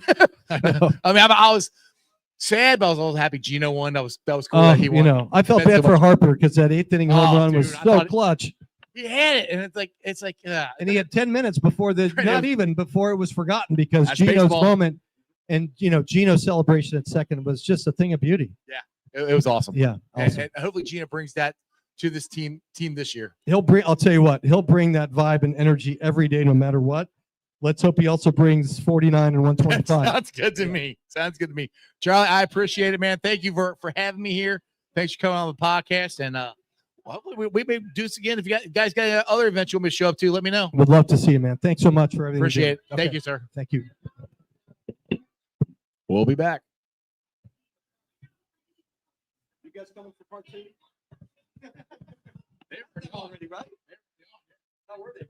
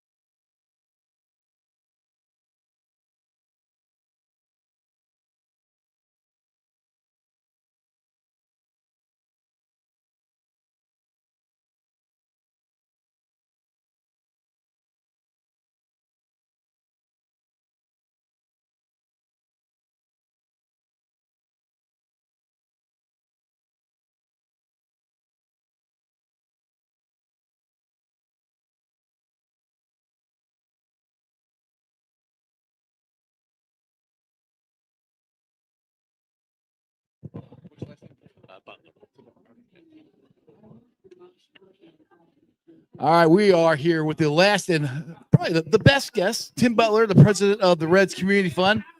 So, how's this event been going tonight? We're about to end this year. We've been doing this for a couple years now. How's the event going? It's one more phenomenal year. It's every year it gets better. To see the crowd here tonight and how much fun people are having is just unbelievable. It was awesome. It was a great time. It's my second year doing this. I appreciate you guys inviting me. Yeah. This has been a lot of fun. It's a great addition.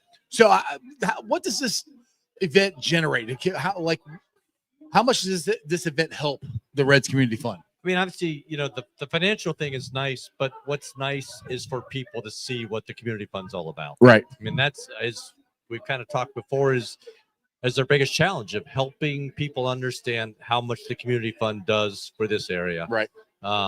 It's an incredible organization that doesn't get the credit it deserves.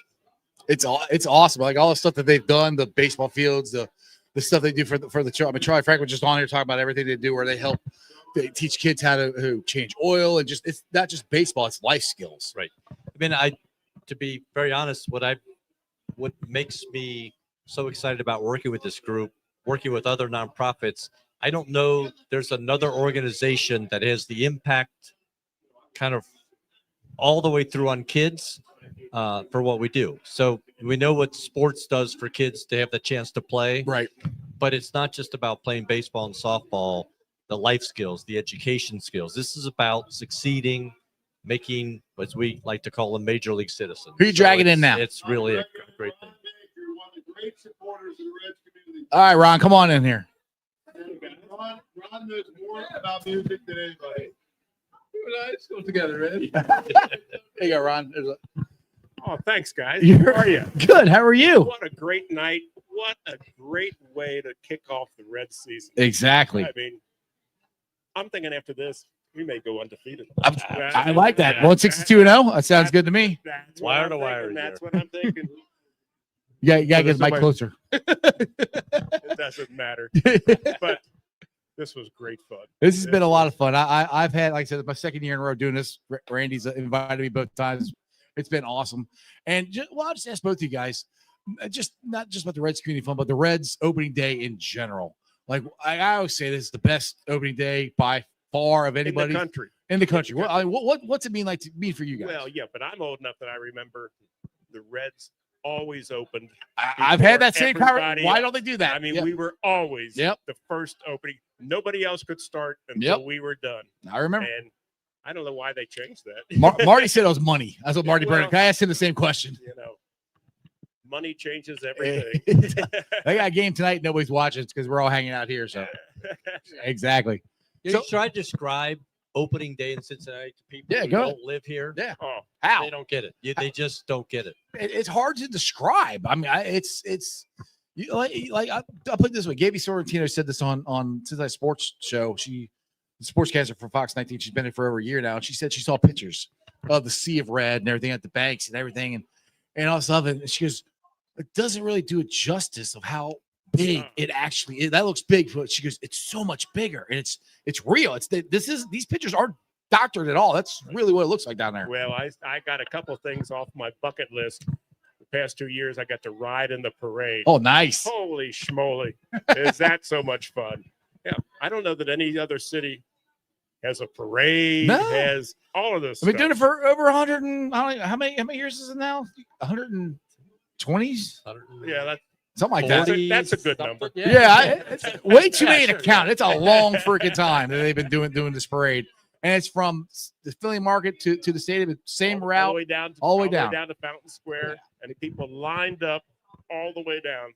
And then the block party. Yes. Come downtown after that. Right. The pictures you see from above where there's 150,000 people lining Joe Nuxall Way. And it's amazing. We work in the beer. One of the community fund's big events is the block party. Yeah. And we work in the beer booth there. And from the moment it opens at 11 o'clock until 3 o'clock, there are 20 to 30 deep waiting in line. And I'll be doing a live show down there myself tomorrow. So I know it is packed. Yeah. And it's nothing but a sea of red, and everybody is in a good mood, happy. It's baseball season, and not only the fact that the baseball season's back, but we got a team that I think can compete this year. We're not just yay, opening day's back. Then okay, no, we can win this thing. I think Making the playoffs last year There was was a couple huge. of Gives people a reason to believe. It was a couple of years ago that, like the day after opening day, the Reds announced they're not selling any beer.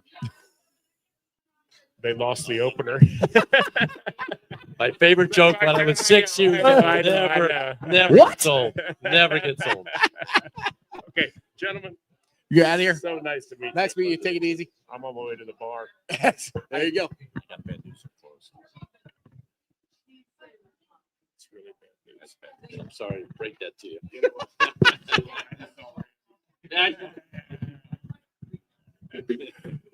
Guys, take care. See you. Take it easy. All right, Tim. We'll end this thing here. So what? Real quick, just wind us on this. What is your prediction for the Reds season this year? With them making the playoffs last year, the stretch run they had last year, I think all that helps. Getting Gino back. You know, what's your prediction? How many? We got 80 wins, 90 wins. What do you think? They make the playoffs and they win a series. Ooh, give me some. Let's go. That's what I'm talking about. Not necessarily the World Series, but they will win a playoff. Ace playoff. Oh, I think World Series. Sorry, Like, no, let's no, go. nice, yeah. Like, see, my bold prediction is see, we're gonna have an epic. 2026 is gonna be the year of Cincinnati. We're gonna win the World Series. We're gonna win the Super Bowl. And FC Cincinnati's gonna and FC Cincinnati's gonna win the MLS Cup. So that's what I'm predicting. And if I'm wrong, oh well. You know what? It's still gonna be fun. You can always hope. Exactly. All right, All right. Tim. Thank you. Pleasure. Thank you very much. Take it easy. Thanks for doing it. Hey, no problem. I take that. See you. Thanks. Hey, thank you. All right, guys. Yeah, now it's off. All right. Well, we're going to end this thing here. Only been on for like 4 hours and 13 minutes, but I've had an absolute blast. If you guys missed any of it, I will be cutting up the interviews and putting it out on the channel, so you guys don't have to sit there and watch it for 4 hours or 14 minutes. But everybody who stuck out, like 48 of you watching, I appreciate every single one of you guys. And I'll be back on tomorrow at 11 a.m. outside the Cincinnati Lager House. To come on down to enjoy some delicious Lager House beer and come out and hang out with me. If not, you can hang out with us on YouTube.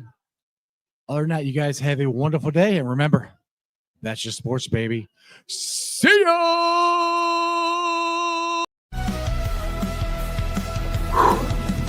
Another great show. You guys still here? The show's over. You can come back tomorrow. I'm out of here. See ya.